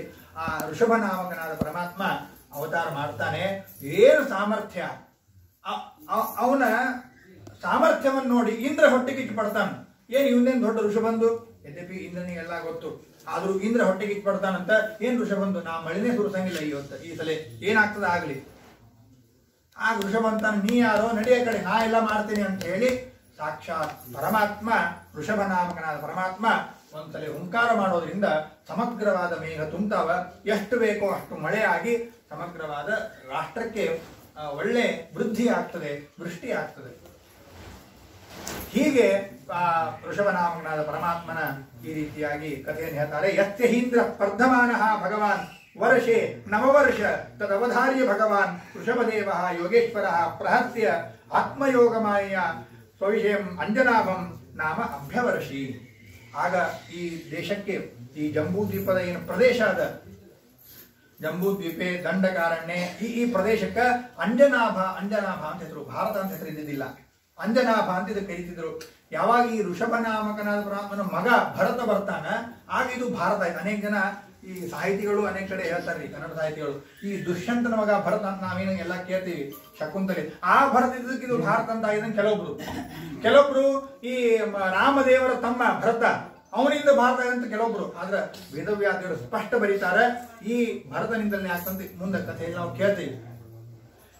ಈ ಋಷಭನಾಮಕನಾದ ಪರಮಾತ್ಮ ಮಳೆಯನ್ನು ಸುರಿಸ್ತಾನ. ಯಾಕಂದ್ರೆ ಸ್ವಲ್ಪ ಸೂಕ್ಷ್ಮ ವಿಚಾರ ಮಾಡೋದ್ರ ಆಗಿನ ಇಂದ್ರನು ಪರಮಾತ್ಮನೇ. ಈಗೇನು ಇಂದ್ರ ಶತಕ್ರತು ಇದ್ದಾನ, ಹಂಗ ಇಂದ್ರನು ದೇವರೇ ಇದ್ದ, ಇಂದ್ರನ ಪದವಿಯೊಳಗೆ ದೇವರೇ ಇದ್ದ. ತನ್ನ ಮಹಿಮೆಯನ್ನು ತೋರಿಸೋದಕ್ಕಾಗಿ ತಾನು ಹಾಗೆ ಮಾಡಿರ್ತಾನೆ. ಕೊನೆಗೆ ಋಷಭನಾಮಕನಾದ ಪರಮಾತ್ಮ ಮದುವೆಯನ್ನಾಗಬೇಕು ಅಂತ ವಿಚಾರ ಮಾಡುತ್ತಾನೆ. ಜಯಂತಿ ಎನ್ನುವ ಲಕ್ಷ್ಮೀದೇವಿಯ ಸಂವಿಧಾನ ಇರುವ ಹೆಣ್ಣು ಮಗಳನ್ನ ಮದುವೆ ಆಗ್ತಾನೆ. ಲಕ್ಷ್ಮೀದೇವಿನೇ ಅಂದ್ರೆ ರುಕ್ಮಿಣಿ ಸತ್ಯಭಾಮ ಇತ್ಯಾದಿಗಳಂತೆ ಲಕ್ಷ್ಮೀದೇವಿ ಅಲ್ಲ ಅಂತ ತಾತ್ಪರ್ಯದಲ್ಲಿ ನೋಡಿದ್ದೆ. ಹಂಗಾಗಿ ಅಂದ್ರೆ ದೇವರು ಯಾವುದೋ ಒಂದು ವಸ್ತುವನ್ನು ತೆಗೆದುಕೊಳ್ಳೋದ ಲಕ್ಷ್ಮೀದೇವಿ ಸನ್ನಿಧಾನ ಇರಬೇಕು. ಇಲ್ಲಿ ಜಯಂತಿ ಎನ್ನುವ ಹೆಣ್ಣು ಮಗಳನ್ನ ಮದುವೆ ಆಗ್ತಂತ ಮೇಲೆ ಅಲ್ಲಿ ಲಕ್ಷ್ಮೀದೇವಿಯ ಸನ್ನಿಧಾನ ಇತ್ತು ಅನ್ನೋದನ್ನ ಶ್ರೀಮಂತರು ತಿಳಿಸ್ತಾರೆ. ಯತ್ರ ಪಾಂಡವೇಯ ಶ್ಲೋಕವು ಉದಾಹರಂತಿ ಕೋರು ತತ್ಕರ್ಮ ರಾಜರ್ಷೆ ಎನ್ನುವುದಾಗಿ ತಿಳಿಸ್ತಾರೆ. ಜಯಂತಿಯನ್ನ ಮದುವೆ ಆದಾಗ ಒಟ್ಟಾರೆ ಶತಂ ಜನಯಾಮಾಸ 100 ಮಕ್ಕಳು ಋಷಭನಾಮಕನಾದ ಪರಮಾತ್ಮನಿಗೆ ಆಗ್ತಾರಂತೆ. ಅದರಲ್ಲಿ ಯೇಷಾಂ ಖಲು ಮಹಾಯೋಗಿ ಭರತಃ ಜ್ಯೇಷ್ಠಃ, ಅದರಲ್ಲಿ ದೊಡ್ಡವನು ಭರತ ಅಂತ ಅವನಲ್ಲಿ. ಆಮೇಲೆ ಅನೇಕ ಜನ ಆಗ್ತಾರೆ, ಕುಶಾವರ್ತ, ಇಳಾವರ್ತ, ಬ್ರಹ್ಮಾವರ್ತ, ಆರ್ಯಾವರ್ತ, ಈ ರೀತಿಯಾಗಿ ಭದ್ರಸೇನ, ಇಂದ್ರಸ್ಪೃಗ, ವಿದರ್ಭ, ಕೀಕಟ ಎನ್ನುವಂತಹ 9. ಆಮೇಲೆ ಕವಿ, ಹರಿ, ಅಂತರಿಕ್ಷ, ಪ್ರಬುದ್ಧ, ವಿಫಲಾಯನ, ಆವಿರ್ಹೋತ್ರ, ದ್ರುಮಿಳ, ಶಮಥ, ಕರಭಾಜನ ಎನ್ನುವುದಾಗಿ ಅನೇಕ ಜನ ಮಕ್ಕಳಾಗ್ತಾರೆ. ಅನೇಕ ಜನ ಮಕ್ಕಳಾದರೂ ಈ ಭರತ ಋಷಭನಾಮಕನ ಪರಮಾತ್ಮ ತಾನು ದೊಡ್ಡ ಮಗನಿಗೆ ರಾಜ್ಯವನ್ನು ಕೊಡ್ತಾನೆ. ರಾಜ್ಯಭಾರವನ್ನು ಕೊಟ್ಟು ತಾನು ಬರೀ ರಾಜ್ಯ ಕೊಟ್ಟು ಹೋಗಿಲ್ಲ. ಸಾಮಾನ್ಯವಾಗಿ ಈಗೆಲ್ಲ ನಾವು ಲೋಕದಲ್ಲಿ ಕಾಣ್ತೇವೆ, ತಂದೆ ತಾಯಿ ಮಕ್ಕಳಿಗೆ ಆಸ್ತಿಯನ್ನು ಕೊಟ್ಟು ತಾವು ಕಣ್ಣು ಮುಚ್ಚಿಬಿಡ್ತಾರೆ. ಹಾಗೆ ಮಾಡಲಿಲ್ಲ ಋಷಭನಾಮಕನಾದ ಪರಮಾತ್ಮ. ಅನೇಕ ಪ್ರಮೇಯಗಳನ್ನು ಉಪದೇಶ ಮಾಡ್ತಾನೆ. ಇಡೀ ರಾಜ್ಯದ ಮಂದಿಯನ್ನೆಲ್ಲ ಕರೀತಾನೆ. ಕರೆದು ಮುಂದಿನ ಸೀಟಿನಲ್ಲಿ ತನ್ನ ಮಕ್ಕಳನ್ನ ಕೂಡಿಸಿಕೊಂಡು ಅನೇಕ ಉಪದೇಶಗಳನ್ನು ಮಾಡ್ತಾನೆ. ನಾಯಂ ದೇಹೋ ದೇಹ ಭಾಜಾನ್ ಲೋಕೆ ಕಸ್ತತ್ ಕಾಮಾನ್ ಅರ್ಹತಿ ವಿದ್ಭುಜಾಂಬೆ ತಪೋ ದಿವ್ಯಂ ಹ್ಯಾರ್ಹತ ಏನ ತತ್ವಂ ಶುದ್ಧೇ ಯಸ್ಮಾತ್ ಬ್ರಹ್ಮದುಕಂ ಹ್ಯನಂತಂ ಎನ್ನುವುದಾಗಿ ಪರಮಾತ್ಮ ಋಷಭನಾಮಕನಾದ ಪರಮಾತ್ಮ ಭರತ ಮುಂತಾದ 100 ಜನ ಮಕ್ಕಳಿಗೆ ಹಾಗೂ ಸಮಸ್ತ ರಾಜ್ಯದಲ್ಲಿ ಇರುವ ಜನರಿಗೆ ಉಪದೇಶವನ್ನು ಮಾಡುತ್ತಾನೆ. ಅದರಲ್ಲಿ ಒಂದನ್ನು ತಿಳಿಯೋಣ. ಮಹತ್ಸೇವಾಂ ದ್ವಾರಮಾಹುರು ವಿಮುಕ್ತೇಹೇ ತಮೋದ್ವಾರಂ ದೋಷಿತಾಂ ಸಂಗೀತಂಗಂ. ಅನೇಕ ಉಪದೇಶಗಳನ್ನು ಮಾಡ್ತಾ ಅದರಲ್ಲಿ ಒಂದು ಮಾತನ್ನು ತಿಳಿಸ್ತಾನೆ. ನಾವು ಹಿರಿಯರ ಸೇವೆಯನ್ನ ನಾವು ಪ್ರಾಮಾಣಿಕವಾಗಿ ಮಾಡಿದರೆ ಅದು ಮೋಕ್ಷದ ಬಾಗಿಲು ತೆರೆದಂತೆ. ಏನೂ ಸಾಧನೆ ಮಾಡಬೇಕಲ್ಲ ಅಂದ್ರೆ ಮಾಡಬೇಡ್ರಿ ಅಂತ ಅನ್ನೋ ಅರ್ಥ ಅಲ್ಲ. ಏಕಾದಶಿ ಮಾಡ್ತೇವೋ, ಪುರಾಣ ಶ್ರವಣ ಮಾಡ್ತೇವೋ, ಸುಧಾದಿ ಗ್ರಂಥಗಳ ಅಧ್ಯಯನ ಮಾಡ್ತೇವೋ, ಪಯೋವ್ರತ ಆವ್ರತ ಏನ್ ಮಾಡ್ತೇವೋ ಎರಡನೇದ್ದು ನೋಡ್ರಿ. ಆ ಋಷಭನಾಮಕನಾದ ಪರಮಾತ್ಮನ ಮಾತದು. ಮಹತ್ಸೇವಾಂ ದ್ವಾರಮಾಹು ವಿಮುಕ್ತೇ. ಯಾರು ಈ ಸಂಸಾರವನ್ನ ಬಿಡಬೇಕಂತ ಇಚ್ಛಾ ಪಟ್ಟಾರಲ್ಲ ಅವರು ಮೊದಲೇ ತಮ್ಮ ತಂದೆ ತಾಯಿ ಸೇವಾ ಮಾಡ್ಬೇಕು. ಅದೇ ಮೊದಲಿಗೆ ನಾವು ಮಾಡಂಗಿಲ್ಲ. ಮನೆಯಾಗೆಲ್ಲ ಅಪ್ಪ ಅಮ್ಮ ಬೈದು ಹೊರಗೆಲ್ಲ ನಾವು ಅನೇಕ ಎಲ್ಲ ಜೆಂಡಾ ಹಾರಿಸ್ತಿರ್ತೇವೆ ನಾವು. ಅಂದ್ರೆ ಮೊದಲಿಗೆ ತಂದೆ ತಾಯಿಗಳಿಗೆ ಗೌರವವನ್ನು ಕೊಡ್ರಿ. ಭಾಗವತದಲ್ಲಿ ತುಂಬ ನೆನಪಾಯಿತು. ಭಾಗವತದಲ್ಲಿ ಅವ ಶೃಂಗಿ ಅಂತನ್ನುವ ಶಾಪ ಕೊಟ್ಟ ಅಂತ ಕೇಳ್ತೀವಿ. ಪರೀಕ್ಷಿತ ರಾಜರು ಏನಿತ್ತು ಅವೇನು ಕಾಡಿಗೆ ಹೋಗಿ ಕೈಕಾಲು ಎತ್ತಿ ಮೈ ಮೇಲೆಲ್ಲ ಹುಲ್ ಬರೋ ಮೇಲೆ ತಪಸ್ ಮಾಡಿದ ಏನಾವ ಇದ್ದ ತಂದೆ ಉಪದೇಶ ಮಾಡಿದ ಗಾಯತ್ರಿಯ ಜಪವನ್ನು ಮಾಡ್ತಿದ್ದ. ಜೊತೆಗೆ ಅಪ್ಪ ಅಮ್ಮ ಎಂದೂ ಬೈದಿದ್ದಿಲ್ಲ. ಅಪ್ಪ ಏನ್ ಹೇಳ್ತಾನ ಅದನ್ನು ಕೇಳೋದು. ಅಪ್ಪ ಏನ್ ಹೇಳ್ತಾನ ಅದನ್ನು ಕೇಳ್ತಿದ್ದ. ಆ ಸಿದ್ಧಿಯಿಂದ ಪರೀಕ್ಷಿತನಂತ ನೋಡ್ರಿ, ಅಶ್ವತ್ಥಾಮಾಚಾರ್ಯ ಏನು ಬ್ರಹ್ಮಾಸ್ತ್ರ ಬಿಟ್ಟಿದ್ರು, ಆವಾಗ ಕಾಪಾಡಿದಂತಹ ಉಳಿದಂತಹ ಪರೀಕ್ಷಿತ, ದೇವವ್ರಾತ, ವಿಷ್ಣುವ್ರಾತ ಅಂತೆಲ್ಲ ಕರೀತಾರ, ಅಂತಹ ಒಬ್ಬ ಪರೀಕ್ಷಿತ ರಾಜನಿಗೆ ಶಾಪ ಕೊಟ್ಟು ಕೊಲ್ಲೋ ಸಾಮರ್ಥ್ಯ ಬಂತು. ಯಾರಿಗೆ? ಶೃಂಗಿಗೆ. ಯಾಕ? ಅವರ ಅಪ್ಪ ಅಮ್ಮನ ಮಾತು ಕೇಳಿದ್ದ, ಅವರಪ್ಪ ಉಪದೇಶ ಮಾಡಿದ ಗಾಯತ್ರಿ ಜಪ ಎಂದೂ ಬಿಟ್ಟಿದ್ದಿಲ್ಲ. ಹಾಗಾಗಿ ಮಹತ್ಸೇವಾ, ಮಹತ್ಸೇವಾ ಅಂದ್ರೆ ನಾವು ತಲೆ ಏನ್ಕೊಂಡ್ಬಿಡ್ತೀವಿ, ದೊಡ್ಡ ದೊಡ್ಡ ಆಚಾರ್ಯರು ಸ್ವಾಮಿಗಳು ಮಹಾನ್, ಅಷ್ಟೇ ಅಲ್ಲ, ನಮ್ಗಿಂತ ದೊಡ್ಡವರಾದ ನಮಗೆ ಮೊದಲ ಗುರುವಾದ ತಂದೆ ತಾಯಿಗಳು, ನಂತರ ಬ್ರಹ್ಮೋಪದೇಶ ಮಾಡಿದ ಗುರುಗಳು, ನಂತರ ಜಗದ್ಗುರುಗಳಾದ ಮಹಾಸ್ವಾಮಿಗಳು ಪ್ರಕೃತ ಅವರು ವಿದ್ಯಮಾನರಾಗಿದ್ದಾರೆ. ಆದ್ದರಿಂದ ಅವರು ನೆನೆಸೋಣ. ಅಂತಹ ಗುರುಗಳ ಸೇವೆಯನ್ನು ಮಾಡಬೇಕು. ಸುಮ್ಮನೆ ಇದು ನೆನಪಾಯಿತು ಅಂತ ಹೇಳ್ತೀನಿ. ಸೇವಾ ಅಂದ್ಗಳು ಹೆಂಗೆ ಗೊತ್ತಿಲ್ಲ, 100 ಜನ ಮಾಡ್ಬೇಕಾದಾಗ ಸೇವಾ ಮಾಡೋದು ನಾವು. ಯಾರು ನೋಡ್ತಾರೆ, ಯಾರು ಮಾಡ್ತಾರೋ, ಒಬ್ರು ಹೊಗಳ್ತಿರ್ಬೇಕು, ಇಲ್ಲಿ ಬಿಡ್ರಿ ನಮಗೇನು ಎಲ್ಲ ಏನು ಅಪೇಕ್ಷೆ ಇಲ್ಲ ಬಿಡ್ರಿ ಅಂತ ಈ ದೊಡ್ಡ ದೊಡ್ಡ ಕೈ ಮಾಡ್ಕೊಂಡು ನಾವು ಸೇವಾ ಮಾಡ್ತೀವಿ. ಯಾರೂ ನೋಡದೇ ಇದ್ದಾಗೂ ಪ್ರಾಮಾಣಿಕವಾಗಿ ಸೇವಾ ಮಾಡಬೇಕು. ಬಹಳ ಜನ ಏನ್ ಮಾಡ್ತಾರ, ದೈಹಿಕವಾಗಿ ಸೇವಾ ಮಾಡಂಗಿಲ್ಲ. ₹1,00,000 ಕೊಟ್ಟೆ ಕೊಡೋದು ಅದು ಕೊಡೋದು ಅನಿವಾರ್ಯ, ಕೊಟ್ಟರೆ ಎಲ್ಲ ಕೆಲಸಗಳಾಗ್ತಾವ. ನೀವು ಅನೇಕ ಡೊನೇಷನ್ ಕೊಡ್ರಿ, ಬ್ಯಾಡ್ ಅಂದಿಲ್ಲ, ಕೊಟ್ಟು ದೈಹಿಕವಾಗಿ ಸೇವೆಯನ್ನು ಮಾಡ್ಬೇಕು. ನಮಗ ಅವ್ರೇನ್ ಕರೆದಿಲ್ರಿ, ಅವ್ರೇನ್ ಆಚಾರ್ಯ ಏನ್ ಕರೆದಿಲ್ಲ ನಮಗ, ಹಂಗಾಗಿ ನಾವೇನ್ ಹೋಗಿಲ್ರಿ, ನಾವ್ ಎಷ್ಟು ಅಷ್ಟೇ ದೂರ ಕೂತು ಪ್ರವಚನ ಕೇಳಿವಿ, ದಕ್ಷಿಣಕ್ಕೆ ಬಂದ್ಬಿಡ್ತೇವ್ರಿ ಅಂದ್ಬಿಡ್ತೀವಿ. ಯಾಕ? ನಮಗ್ ಅಭಿಮಾನ, ನಾ ಬಹಳ ದೊಡ್ಡವ, ನನಗೆ ಅವ್ರು ಕರೆದ ಕೆಲಸ ಇದ್ರೆ ಮಾಡ್ಬೇಕು ಅಂತ. ಹಂಗಲ್ಲ ಅಂತ ಪರಮಾತ್ಮ ಇಲ್ಲಿ ಮಹತ್ಸೇವಾ ದ್ವಾರಮಾಹುರ್ ವಿಮುಕ್ತೆ. ನಮ್ಗೆ ಯಾರು ಏನು ಹೇಳ್ಬೇಕಾಗಿಲ್ಲ, ದೂರ ನಿಲ್ಲೋದು, ಎಲಿ ತೆಗಿಯೋದದ. ಆಚಾರ ಮನೆ ಉಪನ್ಯಾಸ ಅಂತಂದ್ರೆ ಅವ್ರು ಬಂದು ಕಥಾ ಬೆಳೆಯೋದದ. ಏನ್ ಯಾರ ಮುಂದೆ ನಾವು ಸಣ್ಣವರಾಗೋರಿದ್ದೇವೆ? ನಮ್ಮ ವಂಶದೊಳಗೆ ಮಹಾಜ್ಞಾನಿಗಳು ಹುಡ್ತಾರೆ. ಉಪನ್ಯಾಸ ನಡೆಯೋದು, ನಾವು ಕಥಾ ಬೆಳೆದ್ರೆ ಅಂದ್ರೆ ನಿಮಗಷ್ಟೇ ಅಂತಲ್ಲ, ನನಗೂ ನಾನು ಹೇಳೋದಾದ್ರೆ, ಎಲ್ಲಿ ಸಜ್ಜನರು ಬರ್ತಾರೆ, ಎಲ್ಲಿ ಮಹಾನುಭಾವರು ಬರ್ತಾರೆ, ಅಲ್ಲಿ ಹೋಗಿ ನಿಷ್ಕಾಮವಾಗಿ ಸೇವೆಯನ್ನು ಮಾಡಬೇಕು. ನಿಷ್ಕಾಮವಾಗಿ ಸೇವೆಯನ್ನು ಮಾಡಬೇಕು. ಅಂದ್ರೆ ಮಾತ್ರ ನಮ್ಮ ಈ ಸಂಸಾರವನ್ನು ನಾವು ಕಳೆದುಕೊಳ್ಳುತ್ತೇವೆ. ತಮೋದ್ವಾರಂ ಯೋಷಿತಾಂ ಸಂಗಿ ಸಂಗಂ.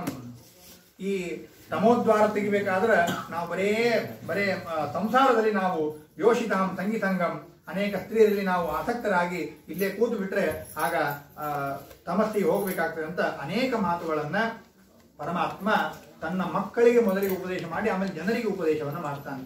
ಗುರುನ್ನ ಸತ್ಯಾತ್ ಪಜನೋನ ಸತ್ಯಾತ್ ಪಿತಾನ ಸತ್ಯಾತ್ ಜನನೀಯ ಸಾತ್ಯಾತ್ ದೈವಂನ ಸತ್ಯಾನ್ನ ಪತಿಚ್ಚ ಸತ್ಯಾತ್ ನಮೋಜಯೇದ್ಯ ಸಮುಪೇದ ಮೃತ್ಯುಂ. ಯಾರು ಪರಮಾತ್ಮನ ಕಥೆಗಳನ್ನ, ಪರಮಾತ್ಮನ ಬಗ್ಗೆ ತತ್ವಜ್ಞಾನವನ್ನು ಕೊಡೋದಿಲ್ಲ, ಅವರು ಗುರುಗಳೇ ಅಲ್ಲ. ಯಾರು ಪರಮಾತ್ಮನ ಬಗ್ಗೆ ಪ್ರೀತಿಯನ್ನು ಹುಟ್ಟೋದಿಲ್ಲ, ಅವರು ತಂದೆಯೇ ಅಲ್ಲ, ಅವರು ತಾಯಿಯೇ ಅಲ್ಲ. ಅವರು ತಂದೆ ತಾಯಿ ಗುರುಗಳಾಗಬೇಕಂತಂದ್ರೆ ಪರಮಾತ್ಮನ ಬಗ್ಗೆ ಕಥೆಗಳನ್ನು ಹೇಳಬೇಕು, ಅವನ ಬಗ್ಗೆ ಪ್ರೀತಿಯನ್ನು ಹುಟ್ಟಿಸಬೇಕು. ಹೀಗೆ ಅನೇಕ ಉಪದೇಶಗಳನ್ನು ಮಾಡ್ತಾನೆ.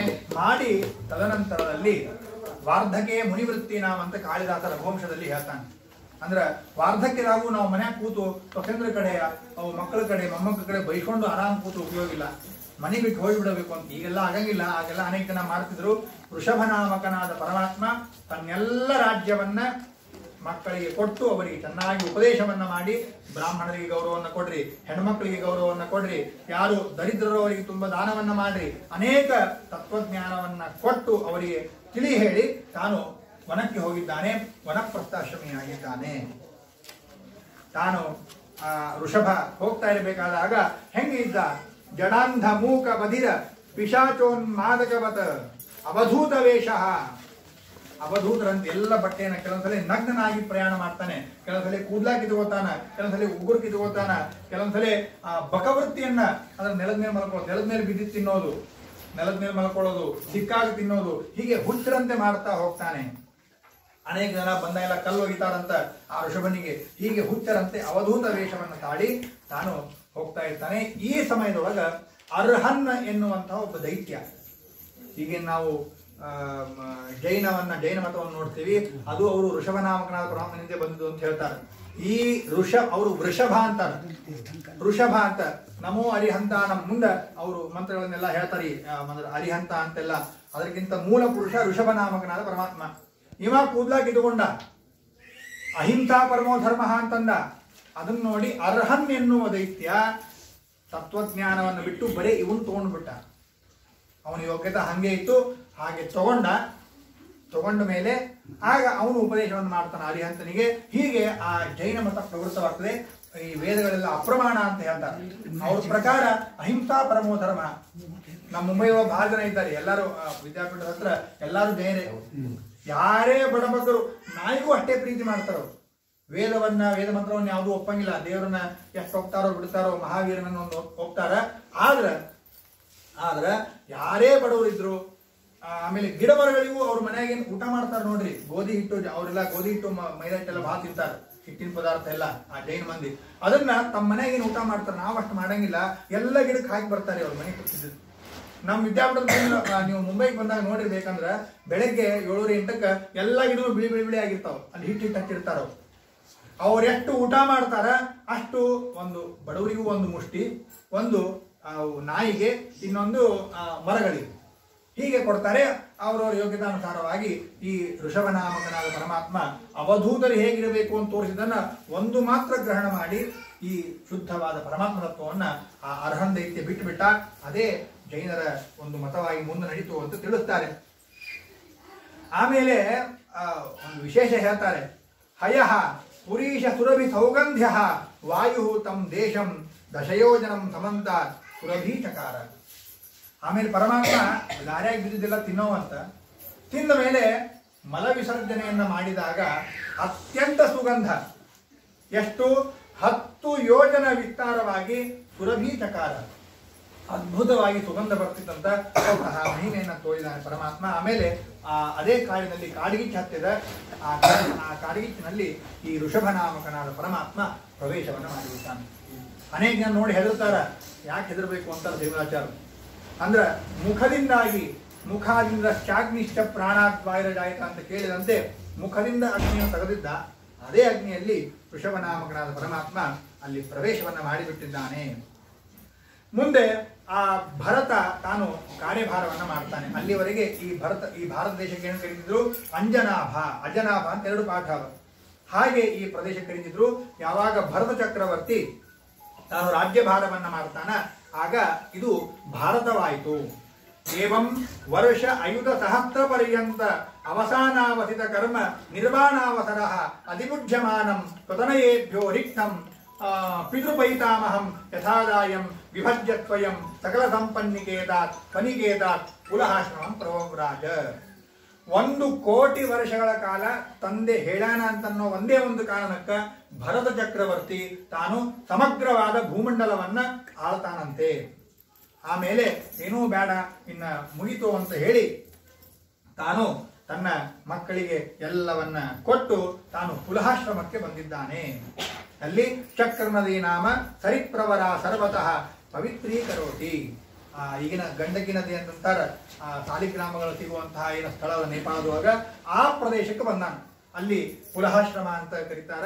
ಆ ಪುಲಹಾಶ್ರಮದಲ್ಲಿ ಬಂದು ಭರತ ಚಕ್ರವರ್ತಿ ತಾನು ಧ್ಯಾನಾಸಕ್ತನಾಗಿದ್ದಾನೆ. ಧರ್ಮಶಾಸ್ತ್ರದಲ್ಲಿ ಹೇಳಿದಂತೆ ಎಷ್ಟು ಬಾರಿ ಸ್ನಾನವನ್ನ ಮಾಡಬೇಕು ಅಷ್ಟೆಲ್ಲಾ ಸ್ನಾನವನ್ನ ಮಾಡ್ತಾ ಸಮೀಹಮಾನ ಭಗವತಃ ಆರಾಧನಂ ವಿವಿಕ್ತ ಉಪರತ ವಿಷಯಾಭಿಲಾಷ ಉಪಭೃತ ಉಪಶಮಃ ಪರಾಂ ನಿರ್ವೃತಿಮವಾಪ. ಆಗ ಎಲ್ಲ ರಾಜ್ಯವನ್ನು ಬಿಟ್ಟು ಕೇವಲ ಸಾಧನೆಗಾಗಿ ಆಶ್ರಮದಲ್ಲಿ ಇದ್ದಾನೆ. ದಿನ 3 ಹೊತ್ತು ಸ್ನಾನವನ್ನ ಮಾಡುವುದು. ಬೆಳಗ್ಗೆ ಅರುಣೋದಯ ಕಾಲದಲ್ಲಿ ಸ್ನಾನವನ್ನ ಮಾಡಿ ಅರ್ಧ ಸಂಧ್ಯಾವಂದನವನ್ನ ಮಾಡಿ ಹಿಡ್ಕೊಂಡು ನಿಂತಿರಬೇಕು ಸೂರ್ಯ ಬರೋ ತನಕ. ನಾವು ಸೂರ್ಯ ಬಂದ್ರು ಕೊಟ್ಟರಂಗಿಲ್ರಿ, ಅನೇಕ ಜನ ಕೊಡಂಗೂ ಇಲ್ಲ. ಸೂರ್ಯ ಬಂದ್ರು ನಾವು ಮತ್ತೆ ಪ್ರಾಯಶ್ಚಿತ್ತಾರ್ಥ ಅಂತ ನಾವು ಇನ್ನೊಂದ್ಸಲ ಕೊಡ್ತೇವೆ, ಅದು ರೂಢಿ ಆಗ್ಬಿಟ್ಟದು.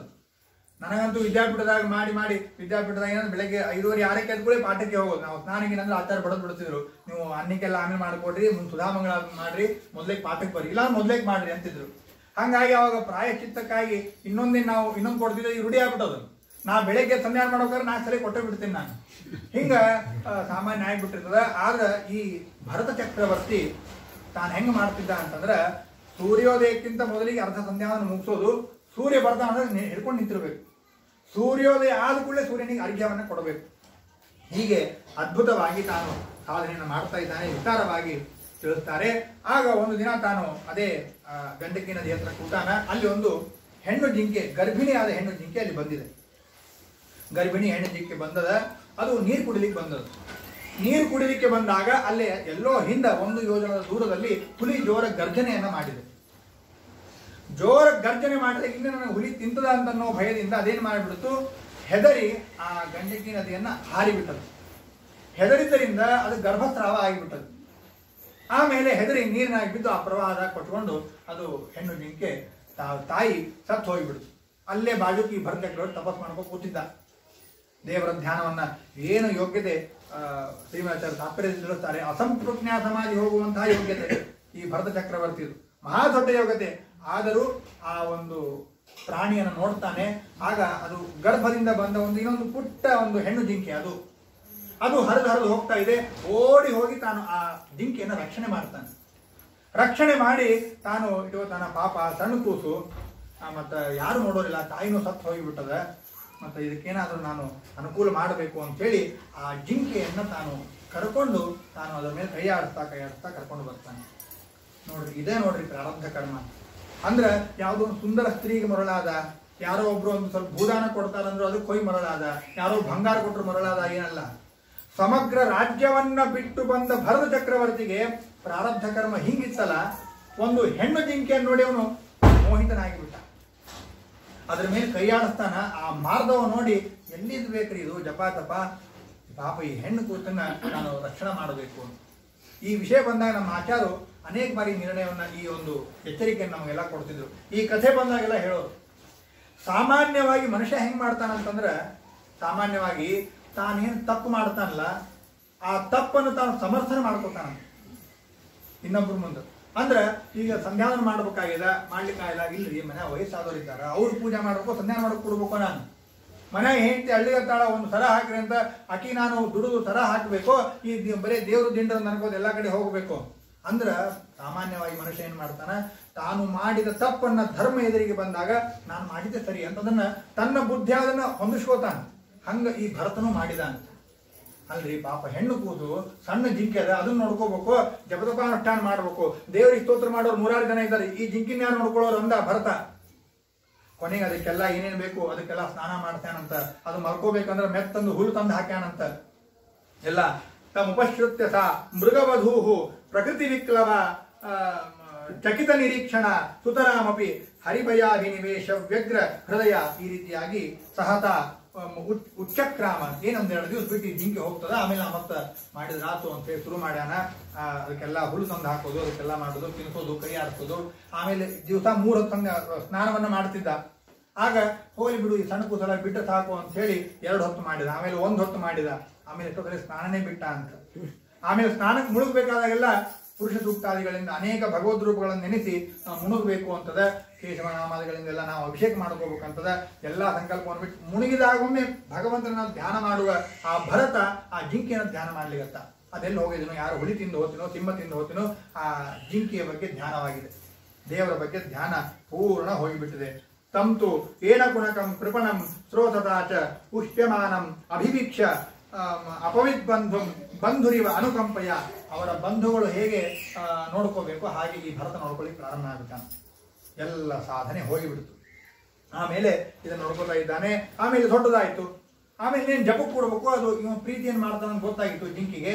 ಅದು ಏನಿದ್ರು ಮುಖ ಪ್ರಾಣಿ, ನಮ್ಗಿಂತ ಹೆಚ್ಚು ಪ್ರೀತಿ ಮಾಡ್ತದ. ಅವು ಬಂದಾಗ ಅವನಿಗೆ ತಲೆಯಿಂದ ತುರಿಸೋದು, ನಾಲಿಗಿಂದ ನೆಕ್ಕೋದು, ಆಮೇಲೆ ಅವನ ಕಾಲಿಂದ ಹೀಗೆಲ್ಲ ಗುಳುಗುಳು ಮಾಡೋದು, ಇದೆಲ್ಲ ಅವನಿಗೆ ಇನ್ನೂ ಖುಷಿ ಆಗ್ಬಿಡ್ತು. ಜಪ ಬಿಟ್ಟು ಅದ್ರ ಬಗ್ಗೆ ಮುದ್ದಾಡ್ತಾ ಕೂತ್ಬಿಟ್ಟ. ಹೀಗೆ ಅದನ್ನ ಜಿಂಕೆನೆಲ್ಲ ನೋಡ್ತಾ ಇದ್ದಾನೆ. ಆಗ ಒಂದು ದಿನ ಆ ಜಿಂಕೆ ತಾನು ಸತ್ತು ಹೋಗಿದೆ. ನಂತರ ಇವನಿಗೂ ಮರಣದ ಕಾಲ ಬಂದು ಹೋಗಿದೆ. ಬಂದಾಗ ನಮ್ಮ ಜಿಂಕೆ ಜಿಂಕೆ ಜಿಂಕೆ ಅಂತ ವಿಚಾರ ಮಾಡ್ತಾನೆ. ತಾನು ತನ್ನ ಶರೀರವನ್ನು ಬಿಟ್ಟಿದ್ದಾನೆ.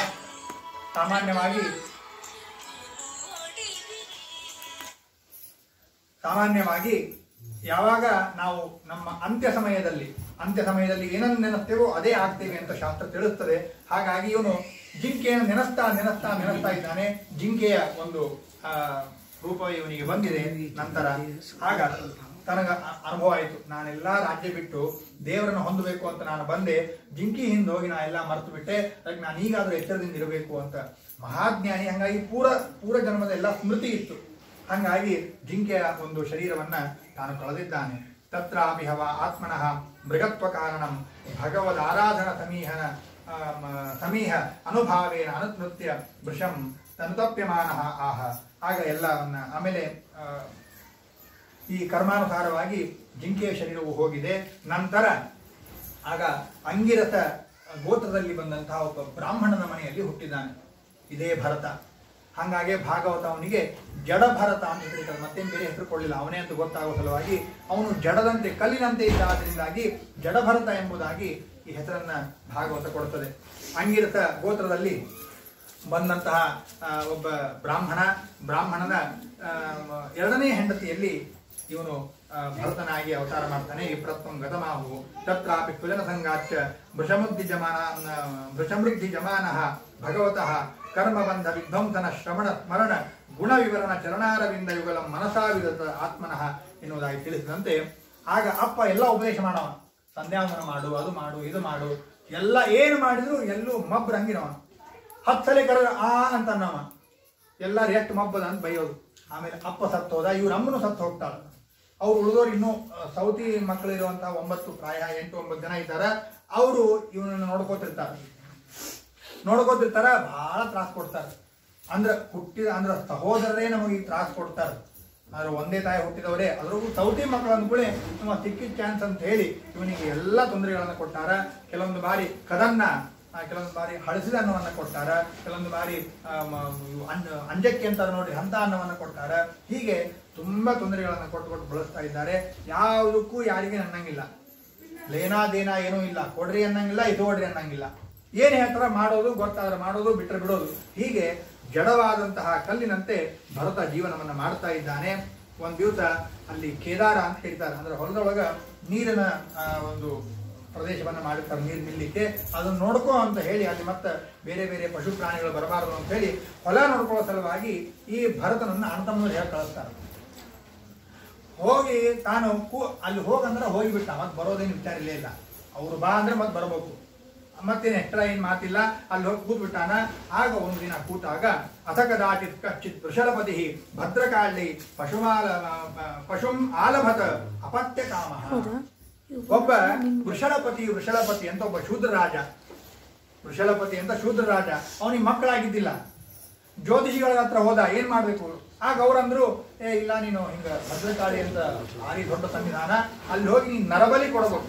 ಪ್ರಾಯ ಕೋಲ್ಕತ್ತಾಕ್ಕೆ ಹೋಗಿದ್ರು ಅಂತ ಅನ್ಸ್ತದ. ಅಲ್ಲಿ ನರಬಲಿ ಕೊಡಬೇಕು ಅಂತಂದಾಗ ಅವ್ರ ಊರಿಂದ ಒಬ್ಬ ಈಗಲೂ ಇನ್ನಾವಾಗಲು ಅಂತ ಒಬ್ಬ ಮುದುಕ ಇದ್ದ. ಮುದುಕನ ಕರ್ಕೊಂಡು ಬಂದಿದ್ರು. ಆ ಮುದುಕನಿಗೆ ಗೊತ್ತಾಯ್ತು ಇನ್ನೇ ನಂಗ ನಾಳೆ ಹೊಡಿತಾರ ಅಂತ ಹೇಳಿ ಅವ ರಾತ್ರಿ ಮಲ್ಕೊಂಡವನಿ ಎದ್ದು ಓಡಿ ಹೋಗ್ಬಿಟ್ಟ ಮುದುಕ. ಮತ್ತೆ ಯಾರ ನರಬಲಿ ಕೊಡ್ಬೇಕಲ್ಲ, ಯಾರು ಸೈನಿಕರು ಮಾರಿ ನೋಡ್ಕೊಂಡ್ರು, ಮತ್ತೆಲ್ಲ ಕೊಡ್ತಾರ ಅಂತ ಹೇಳಿ ಎಲ್ಲಾರು ದೂರ ತರದ್ಬಿಟ್ರು. ನಿಮ್ಗೇನ್ ಕೊಡಂಗಿಲ್ಲಪ್ಪ, ಮತ್ತೆ ನೀವು ನನ್ನ ಪಲ್ಲಕ್ಕಿ ಎತ್ಕೊಂಡು ಹೋಗ್ಬೇಕಲ್ಲ, ನಿಮ್ಗೇನ್ ಕೊಡಂಗಿಲ್ಲ, ಇನ್ನೊಬ್ರು ನೋಡ್ಕೊಂಬರ್ರಿ.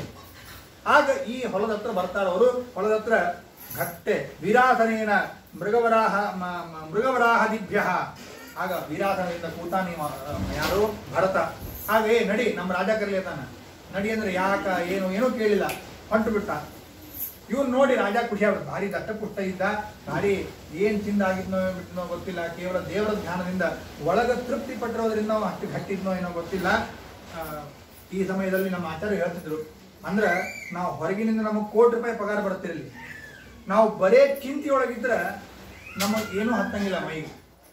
ಆದ್ರ ನಾವು ಮನೆಯೊಳಗೆ ನಾವು ನಕ್ಕೋತ್ ನಾವು ಗಂಡ ಹೆಂಡತಿ ಮಕ್ಕಳು ನಕ್ಕೋತ್ ಇದ್ವಿ ಅಂತಂದ್ರ ನಮ್ಮಷ್ಟು ಗಟ್ಟಿ ಯಾರಿರಂಗಿಲ್ಲ. ಇದು ಜಡಭರತನಲ್ಲಿ ನಾವು ಕಾಣ್ತೀವಿ. ಜಡಭರತನಿಗೆ ಒಂದ್ ದಿವಸ ಅವ್ರಿಗೆ ಪರಮಾಣುಗಳನ್ನು ಊಟಕ್ಕೆ ಹಾಕಿಲ್ಲ, ತಿಂದಿದ್ದು ಹಳಸಿದನ್ನ. ಆದ್ರೆ ಎಲ್ಲರಿಗಿಂತ ಗಟ್ಟಿದ್ದ, ಯಾಕಂದ್ರೆ ನಾವು ತೃಪ್ತನಾಗಿಲ್ಲ. ಯಾವುದು ಬೇಕು ಚಿಂತೆ, ಹೌದು ಹಂಗ ಮಾಡ್ಬಿಟ್ಟಿನಿ, ನಂಗೆ ಇಷ್ಟು ಬೇಕಾಗಿದೆ, ಇವ್ರು ಇಷ್ಟು ಕೊಡ್ಲಿ ಅಂತಾರ, ಹಿಂಗ ಏನೂ ಚಿಂತಿದ್ದಿಲ್ಲ ಅವನಿಗೆ. ಹಂಗಾಗಿ ಭಾರಿ ದಷ್ಟಪುಷ್ಟನಾಗಿದ್ದ. ಅವನ ಕರ್ಕೊಂಡು ಹೋಗ್ಬಿಡಿ ಆ ವೃಷಲಪತಿ ಎಲ್ಲರಿಗೆ ದಕ್ಷಿಣೆ ಕೊಟ್ಟಂತೆ, ಭಾರಿ ಹುಡುಗನ್ ಕರ್ಕೊಂಡ್ ಬಂದಿರಿ ಅಂತ ಹೇಳಿ ಅವನಿಗೆಲ್ಲ ಸ್ನಾನವನ್ನ ಮಾಡುತ್ತಾರೆ. ಧೂಪ ದೀಪ ಮಾಲ್ಯ ಲಾಜಾ ಕಿಸಲಾಯಾಂಕುರ ಫಲ ಉಪಹಾರೋಪಿದೆ. ಭಾರಿ ಊಟ ಮಾಡಿಸ್ತಾರಂತ ಅವನಿಗೆ. ಊಟ ಮಾಡು ಅಂದ್ರೆ ಮಾಡಿದ, ಏರು ಅಂದ್ರೆ ಎದ್ದ, ಕೆಂಪು ವಸ್ತ್ರ ಉಡಿಸಿದ್ರು, ಅವನಿಗೆ ಒಂದು ಲಿಂಬೆಹಣ್ಣು ಸರ ಹಾಕಿದ್ರು, ಅರ್ಶನ ಉಗ್ಗಿದ್ರು, ಎಲ್ಲ ಮಾಡಿ ಕಾಳಿಕಾದೇವಿ ಗುಡಿ ಹತ್ರ ಕರ್ಕೊಂಡು ಹೋದ್ರು. ಕಾಳಿಕಾದೇವಿ ಗುಡಿ ಹತ್ರ ಕರ್ಕೊಂಡು ಹೋಗ್ತಾರ. ದೊಡ್ಡ ವಿಗ್ರಹ, 16 ಬಾಹು 16 ಕೈಗಳ ಕಾಳಿಕಾ ದೇವಿಯ ವಿಗ್ರಹ. ಅದರ ಮುಂದೆ ಇವನು ಕರ್ಕೊಂಡು ಹೋಗ್ತಾರ. ಅಲ್ಲಿ ಒಂದು ದೊಡ್ಡ ಖಡ್ಗ, ಅವನ್ನ ಇಲ್ಲಿ ಕೂಡಿಸ್ಬೇಕು, ಮೇಲಿನ ಇನ್ನೊಂದು ಖಡ್ಗದಿಂದ ಅವನ್ನ ಕುತ್ತಿಗೆನ ಕೊಯ್ಬೇಕು. ಎಲ್ಲ ಅಲ್ಲಿ ಪೂಜಾರಿಗಳು ಎಲ್ಲಾ ಮಂತ್ರಗಳನ್ನು ಹೇಳಿದ್ರು, ಇನ್ನೇನು ಅವನ್ನ ಕೊಲ್ಲಬೇಕು ಅಂತ ವಿಚಾರ. ಆ ಸಮಯದಲ್ಲಿ ಮಂತ್ರವನ್ನ ಹೇಳ್ತಾ ಆ ನರಬಲಿಯನ್ನ ಮಕ್ಕಳು ಹುಟ್ಲಿ ಅಂತ ಅನ್ನೋ ಸಲುವಾಗಿ ಇನ್ನೊಂದು ಸಂತಾನವನ್ನ ಕೊಲ್ತಾ ಇದ್ದಾನೆ ಹುಚ್ಚ ಈ ರಾಜ. ಆಗ ಕೊಲ್ತಾ ಇರಬೇಕಾದಾಗ ಭಗವದ್ ಧ್ಯಾನ ಮಾಡುವಂತಹ ಈ ಅಸಂಪ್ರಜ್ಞಾ ಸಮಾಧಿ ಹೋಗುವಂತ ದೊಡ್ಡ ಜ್ಞಾನಿ ಇವನ್ನ ಕೊಡ್ಲಿಕ್ಕೆ ಆ ಕಾಳಿಕಾದೇವಿ ಬಿಡ್ತಾಳೇನು. ಸಾಕ್ಷಾತ್ ಕಾಳಿಕಾದೇವಿ ಆ ವಿಗ್ರಹದಿಂದ ಜೋರಾಗಿ ಒದರುತ್ತಾ ಹೊರಗೆ ಬರ್ತಾಳೆ. ಎಲ್ಲರೂ ಗಾಬರಿ. ಅನೇಕ ಜನ ಅನ್ಕೊಂಡು ಇಲ್ಲ ಕಾಳಿಕಾದೇವಿ ಪ್ರತ್ಯಕ್ಷ ಆದ್ಲು, ಪ್ರಸನ್ನಳಾದ್ಲು. ಯಾವ ಪ್ರಸನ್ನ ಇಲ್ಲ, ಸನ್ನೆ ಇಲ್ಲ. ಬಂದ್ರು. ಆದಷ್ಟು ಬೇಗ ಯಾವ ಖಡ್ಗದಿಂದಾಗಿ ಆ ಭರತನನ್ನ ಕುತ್ತಿಗೆ ಕೊಯ್ಬೇಕಂತ ಮಾಡಿದ್ರು, ಅದೇ ಖಡ್ಗವನ್ನು ಫಸ್ಟ್ ಆ ಪೂಜಾರಿ ತಲೆ ಹೊಡಿತಾರೆ. ನಂತರ ಅಲ್ಲಿ ಬಂದ ಯಾವ್ಯಾವ ಸೈನಿಕರು ರಾಜ ಎಲ್ಲರ ವೃಂದ ಚಂಡಾಡಿ ಆ ಎಲ್ಲ ರಕ್ತಪಾನವನ್ನ ಮಾಡಿ ಕಾಳಿಕಾದೇವಿ ತೀರ್ತಾ ಹೋಗ್ತಾಳೆ. ಇಷ್ಟಾದ್ರೆ ಈಗ ನೋಡಿ, ನಾವು ಸಾಮಾನ್ಯವಾಗಿ ನಾವೇ ವಿಚಾರ ಮಾಡೋಣ. ನಾವು ಬಸ್ಸೊಳಗೆ ಹೊಂಟಿರ್ತೀವಿ. ಹೊಂಟಾಗ ನಮ್ಮ ಕರ್ಚೀಪ್ ಕೆಳಗೆ ಬಿದ್ರೆ ಯಾರೊಬ್ರು ಕೊಡ್ತಾರೆ, ಕೊಟ್ರೆ ನಾವೇನ್ ಮಾಡ್ತೀವಿ? ಥ್ಯಾಂಕ್ಸ್ ಸರ ಕೊಟ್ರಿ ಅಂತ ಮಾನವೀಯತೆ ಇದ್ದವ ಹೇಳ್ತಾನೆ. ಅಂತದ್ದು ಭರತನಿಗೆ ಜೀವದಾನವನ್ನ ಕಾಳಿಕಾದೇವಿ ಮಾಡ್ಯಾಳ. ಏನು ಥ್ಯಾಂಕ್ಸ್ ಹೇಳಿಲ್ಲ, ಏನು ಮಾಡಿಲ್ಲ. ಆಕಿ ಬಂದು, ಆಕಿ ಕುಣಿದ್ಲು, ಆಕಿ ರಕ್ತ ಕುಡಿದ್ಲು, ಆಕಿ ಕರಿ ನೋಡ್ಲೇ ಇಲ್ಲ ಭರತ. ಮತ್ತ ಸಡ ಹೊಂಟು ಬಿಟ್ಟ. ಆಮೇಲೆ ಹಾಗೆ ಬರ್ತಾ ಇದ್ದಾನೆ. ಬರುವ ಸಮಯದಲ್ಲಿ ಆಗ ಅಥ ಸಿಂಧು ಸೌವೀರಪತೆ ರಹುಗಣತ್ಯ ವ್ರಜದ ಇಕ್ಷುಮತ್ಯಾಸ್ತದೆ ಭಗವಂತಂ ಕಪಿಲ ಋಷಿಂ ದ್ರಷ್ಟುಂ ತತ್ಕುಲಪಾತಿನ. ಸಿಂಧು ಸೌವೀರಪತಿ ಅಂದ್ರೆ ಸಿಂಧು ನದಿ ಅಂದ್ರೆ ಪಾಕಿಸ್ತಾನ ಪ್ರದೇಶಕ್ಕೆ ರಾಜ ಆಗಿದ್ದ ಯಾರು? ರಹುಗಣ ಎನ್ನುವ ರಾಜ. ಇದೇ ಸಮಯಕ್ಕೆ ಅವನು ಬರಲಿಯತ್ತಾನ. 4 ಜನ ಪಲ್ಲಕ್ಕಿ ಕರ್ಕೊಂಡು ಅವನು ಬರಲಿಯತ್ತಾರ. ಈ ರಹುಗಣ ಮಹಾರಾಯ ಕಪಿಲ ನಾಮಕನಾದ ಪರಮಾತ್ಮನ ಹತ್ರ ಪಾಠ ಹೇಳೋಬೇಕು, ಅನುಗ್ರಹ ಮಾಡಿಸೋಬೇಕಂತ ಹೊಂಟಾನ. ನಾವು ಹೆಂಗೆ ಚಾತುರ್ಮಾಸ್ಯಕ್ಕೆ ಆ ಪ್ರದೇಶಕ್ಕೆ ಸ್ವಾಮಿಗಳ ಭಾಗವತಾಮೃತ ಕೇಳಬೇಕಂತ ಹೋಗ್ತೀವಿ. ಈಗೆಲ್ಲ ಯೂಟ್ಯೂಬ್ ಬಂದಿದ್ರಿಂದ ಅದು ಬಹಳ ಭಕ್ತಿ ಶ್ರದ್ಧೆಗಳಿಲ್ರಿ. ಅವಾಗೆಲ್ಲ ಸ್ವಾಮಿಗಳಿದ್ದಲ್ಲಿ ಹೋಗ್ಬೇಕಂದ್ರೆ ಏನೋ ಒಂದು ಮನ್ಯಾಗ ಮದುವೆ ಮುಂಜಿಗೆ ಸಂಭ್ರಮ. ಹಾಗೆ ಈ ರಹುಗಣ ರಾಜ ಎಲ್ಲ ಹೆಂಡತಿಗೆ ಎಲ್ಲ ತವ್ರ ಮನೆಗೆ ಕಳಿಸಿ ಎಲ್ಲ ನಿವೃತ್ತ ಕರ್ಮನಾಗಿ ಇಲ್ಲಿ ಬರ್ತಾ ಇದ್ದಾನೆ. ಎಲ್ಲಿ? ಕಪಿಲ ನಾಮಕನಾದ ಪರಮಾತ್ಮನ ಹತ್ರ ಉಪದೇಶದೊಳಗೆ ಬರಲಿ ಅಂತ. ಅದೇ ಸಮಯದೊಳಗ ಒಬ್ಬ ಪಲ್ಲಕ್ಕಿ ಎತ್ತವನಿಗೆ ಏನೋ ತೊಂದರೆ ಆಗಿಬಿಡುತ್ತೆ. ಏನಂತೋ ಪ್ರಾರಬ್ಧ ಕರ್ಮ. ಸಾಮಾನ್ಯವಾಗಿ ರಾಜರು ಹೊಂಟಾರ ಅಂತಂದ್ರೆ ಒಂದೊಂದು 50-100 ಜನ ಸುತ್ತಮುತ್ತ ಹೋಗ್ತಿರ್ತಾರೆ. ನೀವು ಎಣಿಸ್ 4 ಜನ ಕರ್ಕೊಂಡ್ ಬಂದಿದ್ದ. ಒಬ್ಬ ಎಲ್ಲೋ ಓಡಿ ಹೋಗ್ಬಿಟ್ಟ, ಏನೋ ಸುಸ್ತಾಯ್ತು. ಆಗ ಮತ್ತೆ ಇನ್ನೊಬ್ಬ ಬೇಕಾಯ್ತು. ಆಗ ಅಷ್ಟೊತ್ತಿಗೆ ಬರೋಬ್ಬರಿ ಕೆಂಪು ಟಾವಲ್ ಉಟ್ಕೊಂಡು ಬರಲಿ ಹತ್ತಿದ್ದ. ಪಟ್ಟಿ ಲುಂಗಿ ಉಟ್ಕೊಂಡು ಆ ಕಾಳಿಕಾಲ ದೇವಿ ಗುಡಿಯಿಂದ ಬರಲಿ ಹತ್ತಿದ್ದ. ಬರಬೇಕಾದಾಗ ಅವ್ರು ಸೈನಿಕರು ಕರೆದ್ರು, ಬಾ ಅಂತ. ಬಂದ್ಬಿಟ್ಟ. ಏನ್ ಮಾಡ್ಬೇಕು? ಏನಿಲ್ಲ, ಈ ಪಲ್ಲಕ್ಕಿ ಎತ್ತಬೇಕು. ಎತ್ತಂದ್ರೆ ಎತ್ತೇ ಬಿಟ್ಟ. ಎತ್ತಂತ ಜೋರ್ ಎತ್ತಿದಾಗ ಆಗ ಒಳಗೆ ಪಾಪ ರಹುಗಣ ಕೂತಾನ. ಎತ್ತು ಕರ್ಕೊಂಡು ಹೋಗ್ತಾನಂತ. ಒಮ್ಮೆ ಎತ್ತಿದಾಗ ಇಲ್ಲಿ ಬಡಿತು. ಆಮೇಲೆ ಅದ್ರಗೂ ಈ ಭರತ ಚಕ್ರವರ್ತಿ ಮಹಾಜ್ಞಾನಿ ಇರೋದ್ರಿಂದ ಸೂಕ್ಷ್ಮ ದೃಷ್ಟಿ. ಆಮೇಲೆ ಈಗಲ್ಲ ಅಂತಂದಂತೆ ಅವನಿಗೆ ಸೂಕ್ಷ್ಮವಾದದ್ದೆಲ್ಲ ಕಾಣಿಸ್ತಾ ಇತ್ತು. ಯಾವ ಭೂತಗಳನ್ನ ಸಂಹಾರ ಮಾಡಬಾರದು. ಯಾಕಂದ್ರೆ ಅಪ್ಪನೇ ಋಷಭ, ಅವನೇ ಹೇಳ್ಕೊಟ್ಟಾನ ಅಹಿಂಸಾ ಪರಮೋ ಧರ್ಮ ಅಂತ ಹೇಳಿ. ಸಣ್ಣ ಇಡೀ ಬಂದ್ರೆ ಒಂದು ಜಿಗದ್ ಹೋಗವ. ಎಷ್ಟೆಷ್ಟು ಜಿಗಿದ ಅಷ್ಟು ಗುಮ್ಮಡಿಗಳು ಎಲ್ಲಿ ಎತ್ತು ರಹುಗಣ ರಾಜಾಗ ಒಳಗ. ಅವ ಒದರ್ಲಿಗತ್ತ, ಯಾರಿದ್ದೀರಿ ಹೊರಗ, ಸರಿ ಕರ್ಕೊಂಡು ಹೋಗ್ರಿ ಅಂತ, ನಿಮ್ಮನ್ನೆಲ್ಲ ಶಾಸನ ಮಾಡ್ತೀನಿ ಅಂತೆಲ್ಲ ಒದರ್ಲಿಕ್ಕೆ ಹತ್ಕೊಳ್ಳಿ. ಎಲ್ಲರೂ ಮೊದಲೇ ಪಲ್ಲಕ್ಕಿ ಕೆಳಗಿಟ್ರು. ಇಟ್ಟಂತಾರ ಸಾಂಸರ್ಗಿಕೋ ದೋಷ ಏವ ನೂನಂ ಏಕಸ್ಯಾಪಿ ಸರ್ವೇಷಾಂ ಸಾಂಸರ್ಗಿಕಾನಾಂ ಭವಿತುಮರ್ಹತಿ ಇದು ನಿಶಮ್ಯ ಕೃಪಣಂ ವಚಃ ರಾಜ ರಹುಗಣ ಉಪಾಧೀತ ವೃದ್ಧೋ ಅಪಿ ನಿಸರ್ಗೇಣ ಬಲಾತ್ಕೃತಃ. ನೀವು ಭಾಳ ದೊಡ್ಡ ಹಾಕಿರೋದ್ರಿಂದ ಎಲ್ಲಿ ಮುಗಿಸ್ಬೇಕಂತ ಗೊತ್ತಾಗಿಲ್ರಿ. ಹಂಗೆ ಹೇಳ್ಬೋದೇ ಕೊಡೋದು ಆಗ್ತದೆ. ಹೇಳುವ ತಾತ್ಪರ್ಯ ರಹುಗಣ 6 ಆ ರಹುಗಣ ರಾಜಾಗ ಇಳಿಸ್ತಾರ. ಅವಾಗ ಎಲ್ಲ ಸೈನಿಕರು ಹೇಳ್ತಾರ, ನಮ್ದೆಲ್ಲ ಅಲ್ಲಿಂದ ಕರ್ಕೊಂಡ್ ಬಂದೇವಿ. ಎಲ್ಲಿಂದ? ಪಾಕಿಸ್ತಾನ ನೇಪಾಳ ತನಕ ಕರ್ಕೊಂಡ್ ಬಂದಾರೆ. ಅಂದ್ರೆ ಇವ ಎಲ್ಲಿ ದಂಡಿಕೆ ನದಿ ತನಕ ಕರ್ಕೊಂಡ್ ಬಂದಾರ. ಇನ್ನು ಮುಂದೆ ಹೋಗ್ಬೇಕಾಯ್ತು, ಕಪಿಲಾಶ್ರಮಕ್ಕೆ ಹೋಗ್ಬೇಕಾಯ್ತು, ಇನ್ನೂ ಹತ್ರ. ಅಂದ್ರೆ ಪಾಕಿಸ್ತಾನ ನೇಪಾಳ ತನಕ ನಾವು 4 ಜನ ಕರ್ಕೊಂಡ್ ಬಂದೇವಿ. ನಿಂಗೆ ಎಲ್ಲಾದ್ರೂ ಗುಮ್ಮಿಟ್ಟಿದ್ದ, ಏನಾದ್ರೂ ಬಡದ ನೀನು? ಇಲ್ಲ, ಹೌದಿಲ್ಲ.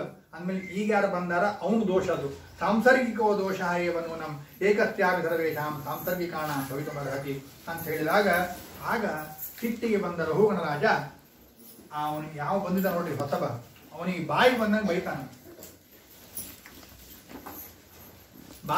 ಬೈತಾನಂತ. ಅಹೋ ಕಷ್ಟಂ ಭ್ರಾತರ ವ್ಯಕ್ತಮುರು ಪರಿಶ್ರಾಂತಃ ದೀರ್ಘಮಧ್ವಾನಂ ಏಕಃ ಏವ ಊಹಿವಾನ್ ಸುಚಿರಂ ನಾದಿಪೀವ ನಾದಿಸಂಗಃ ಅನನಂಗಃ ಜರಸಾಚ ಉಪದೃತಃ ಭವಾನ್ ಸಖೆ ನೋ ಏವಾಪರೆ ಏತೆ ಸಂಘಟ್ಟಿನಃ. ಅಂದ್ರ ವ್ಯಂಗ್ಯವಾಗಿ ಈ ಟಾಂಟ್ ಅಂತಾರ ನೋಡ್ರಿ. ಹಂಗ ಈ ರಹುಗಣ ರಾಜ ಆ ಭರತನಿಗೆ ಬೈತಾನ. ನೀ ಭಾಳ ದೂರಿನ ಹುತ್ಕೊಂಡ್ ಬಂದ್ಯಪ್ಪ, ಸುಸ್ತಾಗ್ಬಿಟ್ಟದ ನೋಡು, ಉಪವಾಸ ಮಾಡಿ ಎಷ್ಟು ತೆಳ್ಳಗಾಗ್ಬಿಟ್ಟಿ ನೀನು, ಎಷ್ಟು ಮುದುಗನಾಗಿದ್ದಿ, ಜಲಸ ಚ ಉಪದ್ರತಃ ಭವಾನ್ ಸಖೇನ ಏವಾಪರಃ ಅಂತ ಈ ರೀತಿಯಾಗಿ ಎಲ್ಲ ವ್ಯಂಗ್ಯವಾಗಿ ಮಾತಾಡ್ತಾನಂತ. ಭರತ ಏನೋ ತಲೆ ಕೆಡಿಸ್ಕೊಳ್ಳಂಗಿಲ್ಲ. ಹಾಗೆ ಮತ್ತ ನಡಿ ಅಂತಂದಾಗ ಮತ್ತ ಹೋದಾಗ ಅತಃ ಪುನಃ ಸ್ವಶಿಬಿಕಾಯಾಂ ವಿಷಮಗತಾಯಾಂ ಪ್ರಕುಪಿತ ಉವಾಚ ರಹುಗಣಃ ಕಿಮರೇ ತ್ವಂ ಜೀವನ್ಮೃತೋ ಮಾಂ ಕದರ್ಥಿ ಕದರ್ಥೀಕೃತ್ಯ ಭರ್ತೃಶಾಸನಂ ಅತಿಚರಸಿ. ಯಾಕೋ ನೀನು ಹುಟ್ಟಿಯೋ, ನೀನು ಸತ್ತಿಯೋ ಜೀವಂತವಾಗಿದ್ದೀಯೋ, ನೀ ಏನು ಮಾಡಿ ಹಿಂಗ್ಯಾಕೆ ಮಾಡ್ತಾ ಇದ್ದಿ, ನನ್ನ ಶಾಸನಕ್ಕೆ ನೀನು ವಿಷಯನಾಗ್ತಿ ಅಂತ ಹೇಳಿ ರಘುಗಣ ಬೈದಾಗ ಆಗ ತಲೆ ಕೆಡತು ಭರತನಿಗೆ. ಇಷ್ಟು ದಿವಸ ಏನೂ ಮಾತಾಡಿದ್ದಿಲ್ರಿ, ಪಲ್ಲಕ್ಕಿ ಕೆಳಗೆ ಹೋಗದ. ಹಾಗಂತ ನಾ ಎಲ್ಲಿ ರಾಜ ನೀನು? ಖರೇ ರಾಜ ಅಂತಂದ್ರೆ ಪರಮಾತ್ಮ, ಅವನ ಅಧೀನ ನಾವೆಲ್ಲ. ಉತ್ತಮವಾದ ವಿಚಾರಗಳವ, ಅವೆಲ್ಲ ಕ್ರಮವಾಗಿ ಹೇಳದೇನೆ ಬೇಗ ಮುಗಿಸ್ಬೇಕಾಯ್ತು. ನಾನು ತಯೋದಿತಂ ವ್ಯಕ್ತಂ ಅವಿಪ್ರಲಬ್ಧಂ ಭರ್ತೃತ್ತಮೇತ್ಯ ಯದಿವೀರ ಭಾರ. ನನಗೇನಂತೀಯೋ, ನೀನು ದಪ್ಪಿದ್ದೀಯೋ, ನೀವು ಭಾಳ ದಪ್ಪ, ಎಷ್ಟು ಕೃಷ್ಣನಾಗಿಬಿಟ್ಟಿ. ಹೌದು, ನಾ ಇಲ್ಲಿ ಕೃಷ್ಣನಾಗೇನಿ. ಜೀವ ಮಾತ್ರ ಅಣು, ದೇಹ ಮಾತ್ರ ದಪ್ಪ ಆಗ್ತದೆ, ತೆಳ್ಳಗಾಗ್ತದೆ, ಕೂದಲು ಬಿಳಿ ಆಗ್ತಾವ, ಕರಿ ಇರ್ತಾವ. ಆದ್ರೆ ಜೀವನಿಗೆ ಮಾತ್ರ ಯಾವ ವಿಕಾರಗಳಿಲ್ಲ. ಅನೇಕ ಮಾತುಗಳನ್ನು ಹೇಳ್ತಾನ. ಸ್ವಸ್ವಾಮಿ ಭಾವ ಧ್ರುವ ಏಷ ಯತ್ರ. ಎಲ್ಲಿ ರಾಜ ನೀನು? 14 ಲೋಕಕ್ಕೆ ಅನಂತ ಕೋಟಿ ಬ್ರಹ್ಮಾಂಡ ನಾಯಕನಾದ ಪರಮಾತ್ಮನ ಅಧೀನ ನಾವಿಲ್ಲ. ನೀ ಸುಮ್ಮನೆ ಕಾಚಿ ಕೂಚಿ ಒಂದು ಪ್ರದೇಶಕ್ಕೆ ರಾಜ ಆಗಿ ಅದಕ್ಕೆ ಇಷ್ಟೆಲ್ಲ ಮಾತಾಡ್ಲಿಕ್ಕೇನು ಅಂತ ಹೇಳಿ ಅನೇಕ ಮಾತುಗಳನ್ನು ಆಡ್ತಾನೆ. ಈ ಸಮಯದೊಳಗೆ ಒಂದು ಕಥೆ ನೆನಪಾತ್ ನನಗೆ. ಯದ್ಯಪಿ ಭಾಗವತದ ಪ್ರಸಂಗದಲ್ಲಿ ಈ ಕಥೆಯನ್ನ ಆ ಮಹಾರಾಯನ ಹೆಸರು ತಗೋಬಾರದು, ಆದ್ರೂ ಯಾಕೋ ಈ ಪ್ರಸಂಗ ಬಂದಂಗೆ ನೆನಪಾದ. ನೀವು ಅಲೆಕ್ಸಾಂಡರ್ ಕಥೆ ಕೇಳ್ತೇವೆ ನಾವು. ಅಲೆಕ್ಸಾಂಡರ್ನ ಸಾಹಿತ್ಯ ಓದಬೇಕಾದಾಗ ಅವ ಎಲ್ಲ ಕಡೆ ಅರ್ಧ ರಾಜ್ಯ, ಅರ್ಧ ದೇಶವನ್ನ ಗೆದ್ದು, ಎಷ್ಟು 30-32 ವರ್ಷಕ್ಕೆ ಗೆದ್ದಾನ್ರಿ ಅವನು. ತಾನು ತನ್ನ ಬಾಹುಬಲದಿಂದ ಅಲೆಕ್ಸಾಂಡರ್ ಗೆದ್ದು ಭಾರತಕ್ಕೆ ಬರ್ತಾನಂತ. 4 ಲಕ್ಷ ಸೈನಿಕರು ಜೊತೆಗೆ ಬರಬೇಕಾದಾಗ ದೊಡ್ಡ ದೊಡ್ಡ ಬಂಗಾರದ ರಥ, ಹಿಂದ ಮುಂದೆಲ್ಲ ಸೈನಿಕರು ಬರ್ಲಿಕತ್ತಾರ. ಹೀಗೆ ಅವನ ಸೈನ್ಯ ಹೊಂಟರು. ಅಲ್ಲೇ ಬಾಜು ಒಂದು ಸಣ್ಣ ಹಳ್ಳಿ ಊರೊಳಗ ಒಬ್ಬ ಮುದುಕ ಭಿಕ್ಷುಕ ಕೂತಾನ. ಖಂಡ ಜೋರು ಮಳಿ ಬರ್ಲಿಕತ್ತದ. ಈಗ ನಂಗೆ ವಾತಾವರಣ ಮಳಿ ಬರ್ಲಿಕತ್ತದ. ಮಳಿ ಬರ್ಬೇಕಾದಾಗ ರಾಜ ಅಂದ, ಅಲ್ಲೊಬ್ಬ ಮುದುಕ ಕೂತಾನ. ಈಗೋ ಇನ್ನಾಗಲೂ ಹೋಗೋಂಗಿದ್ದಾನ, ಅವನಿಗೇನ್ ಬೇಕು ಕೊಟ್ಟು ಬರ್ರಿ, ಪಾಪ ಸಾಯೋ ಮುಂದಾದ್ರೂ ಸಂತೃಪ್ತನಾಗಿ ಸಾಯಲಿ ಅಂತ ಹೇಳಿ ಅಲೆಕ್ಸಾಂಡರ್ ಹೇಳಿದ. ಮಂತ್ರಿಗಳು ಎಲ್ಲರೂ ಓಡಿ ಬಂದ್ರು, ಬಡ ಬಡ ಬಡ ಓಡಿ, ಏ ಮುದುಕ, ನಿನ್ನ ಭಾಗ್ಯದ ಬಾಗಿಲು ತೆಗೆದಪ್ಪ, ನಿನಗೇನ್ ಬೇಕು ಕೇಳು, ನಿನಗೇನ್ ಬೇಕು ಕೇಳು ಅಂತ ಅಂದ್ಕೊಳ್ಳಿ. ಅವ ಅಂದ, ಯಾರೋ ನನಗೆ ಕೊಡವ, ನನಗೇನೇನು ಬೇಕಾಗಿಲ್ಲ, ನೀವ್ ಯಾರು ಏನು ಅಂತ ಏನೋ ಹುಚ್ಚರಂಗೆ ಮಾತಾಡ್ಲಿಕ್ಕತ್ತ. ಸೊ ಇವ್ರು ಮಂತ್ರಿಗಳೆಲ್ಲ ಮಾತಾಡೋದು ಅಲೆಕ್ಸಾಂಡರ್ ನೋಡಿದ ದೂರಿಂದ ನೋಡಿ, ಏನ್ ನಡೆದ ಇಷ್ಟೆಲ್ಲ ಈ ಮುದುಕನ ಏನ್ ಮಾತಾಡ್ತಾರ. ಅವನು ಬಂದ ರಥ ಬಿಟ್ಟು, ಏನಪ್ಪಾ ಏನ್ ಬೇಕು ನಿನಗ, ಬಾ ಮಾತಾಡ್ಲಿಕ್ಕೆ, ನಿನಗೇನ್ ಬೇಕು ನಾ ಕೊಡ್ತೀನಿ ನಿನಗ. ನೀ ಯಾರು ಅಂತ ಕೇಳಿದ. ನಾನು ಅಲೆಕ್ಸಾಂಡರ್, ನಾನು ನನ್ನ 32 ವರ್ಷದೊಳಗ ಎಲ್ಲಾ ಸಮಗ್ರ ರಾಜ್ಯವನ್ನು ನಾನು ಗೆದ್ದು ಬಂದೇನಿ. ಅರ್ಧ ದೇಶವನ್ನು ನಾನು ಗೆದ್ದೇನೆ. ಅಂದ್ರೆ ಅರ್ಧ ದೇಶ ಅಂದ್ರೆ ಇಂಡಿಯಾ ಅಲ್ಲ, ಅರ್ಧ ಪ್ರಪಂಚವನ್ನು ಗೆದ್ದೇನೆ, ನಾನು ಅರ್ಧ ಜಗತ್ತನ್ನು ಗೆದ್ದೇನೆ ಅಂತಂದಾಗ, ನೀ ಎಲ್ಲಿ ರಾಜನೋ? ಖರೇ ರಾಜ ಬೇರೆನೇ ಇದ್ದಾನ. ನಿನಗೊಂದು ಪ್ರಶ್ನೆಗೆ ಅದನ್ನು ಉತ್ತರ ಕೊಡು ಅಂತ ನಾವು ಮುದುಕ ಬಾಯಾಗ ಹಲ್ಲಿದ್ದಿದ್ದಿಲ್ಲ, ಕೊಟ್ರ ಅವಲಕ್ಕಿ ಸಿಹಿ ಬರ್ತಿದ್ದಿಲ್ಲ ಅಂತ ಅಲೆಕ್ಸಾಂಡರ್ಗೆ ಉಪದೇಶ ಮಾಡ್ತಾನ. ನೀ ಎಲ್ಲಿ ರಾಜ ಅಪ್ಪ? ನಾನು ನಿಮ್ಮ ಪ್ರಶ್ನೆಗೆ ಉತ್ತರ ಕೊಡು. ಒಂದು ಮರುಭೂಮಿಯೊಳಗ ನೀ ಕುದುರೆ ತಗೊಂಡು ಬಂದಿ.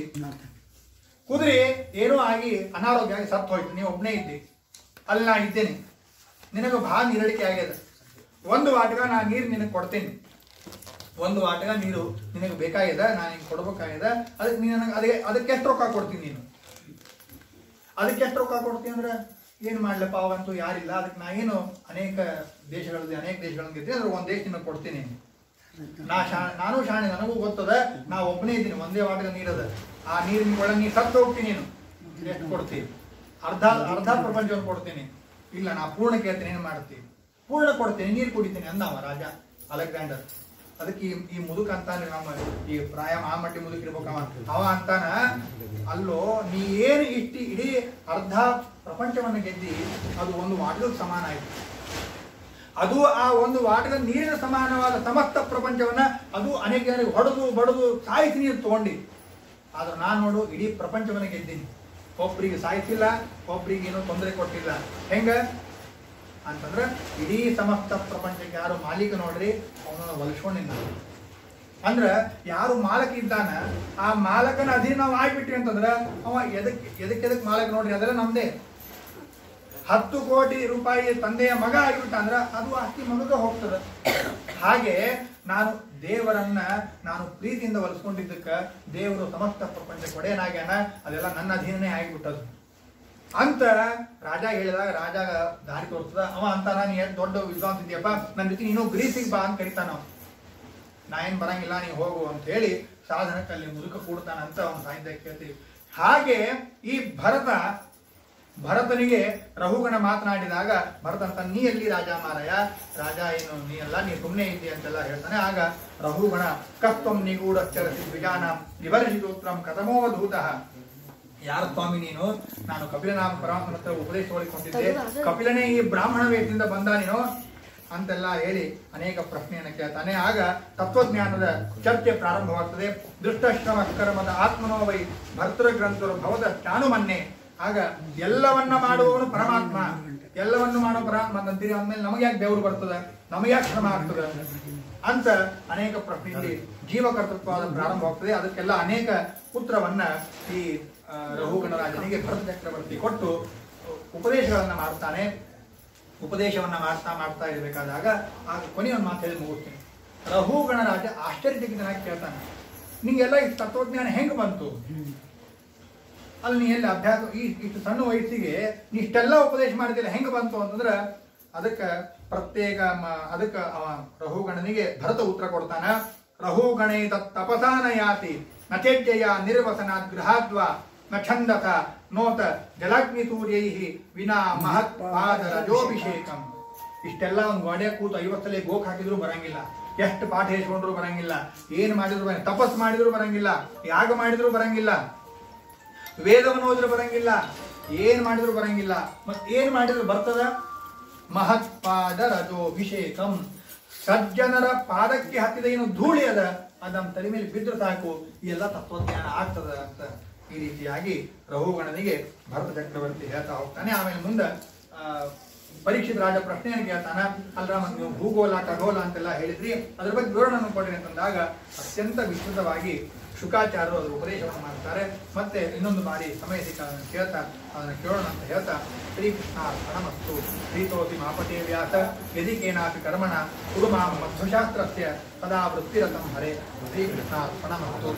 ಏನೋ ಭಾಗವತ ಅತ್ಯಂತ ಕಠಿಣವಾದದ್ದು, ಅದನ್ನು ಹೇಳುವ ಯೋಗ್ಯತೆ ನನ್ನಂತೂ ಏನೂ ಇಲ್ಲೇ ಇಲ್ಲ. ಎಲ್ಲ ಮಹಾಪಂಡಿತರು ಹೇಳ್ತಾ ಇರಬೇಕಾದಾಗ ಏನು ಯೋಗ್ಯತೆ ಅಲ್ಲ. ಆದರೂ ನನ್ನ ಈ ಒಂದು ಉತ್ತಮ ಅವಕಾಶವನ್ನು ಕೊಟ್ಟಂತಹ ಎಲ್ಲ ಟ್ರಸ್ಟಿನವರು ಹಾಗೂ ವಿಶೇಷವಾಗಿ ಮಳಿಗೆ ಆಚಾರ್ಯರಿಗೆ ಕೃತಜ್ಞತೆಯನ್ನು ಸಲ್ಲಿಸ್ತಾ ಶ್ರೀಕೃಷ್ಣ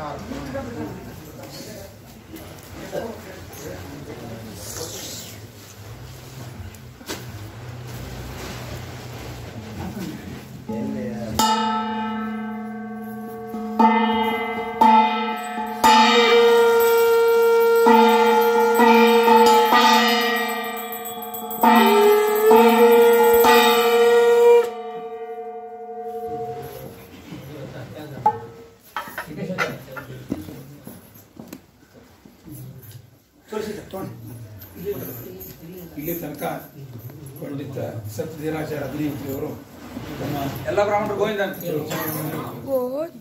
ಮುಗಿಸಿದ್ದಾರೆ.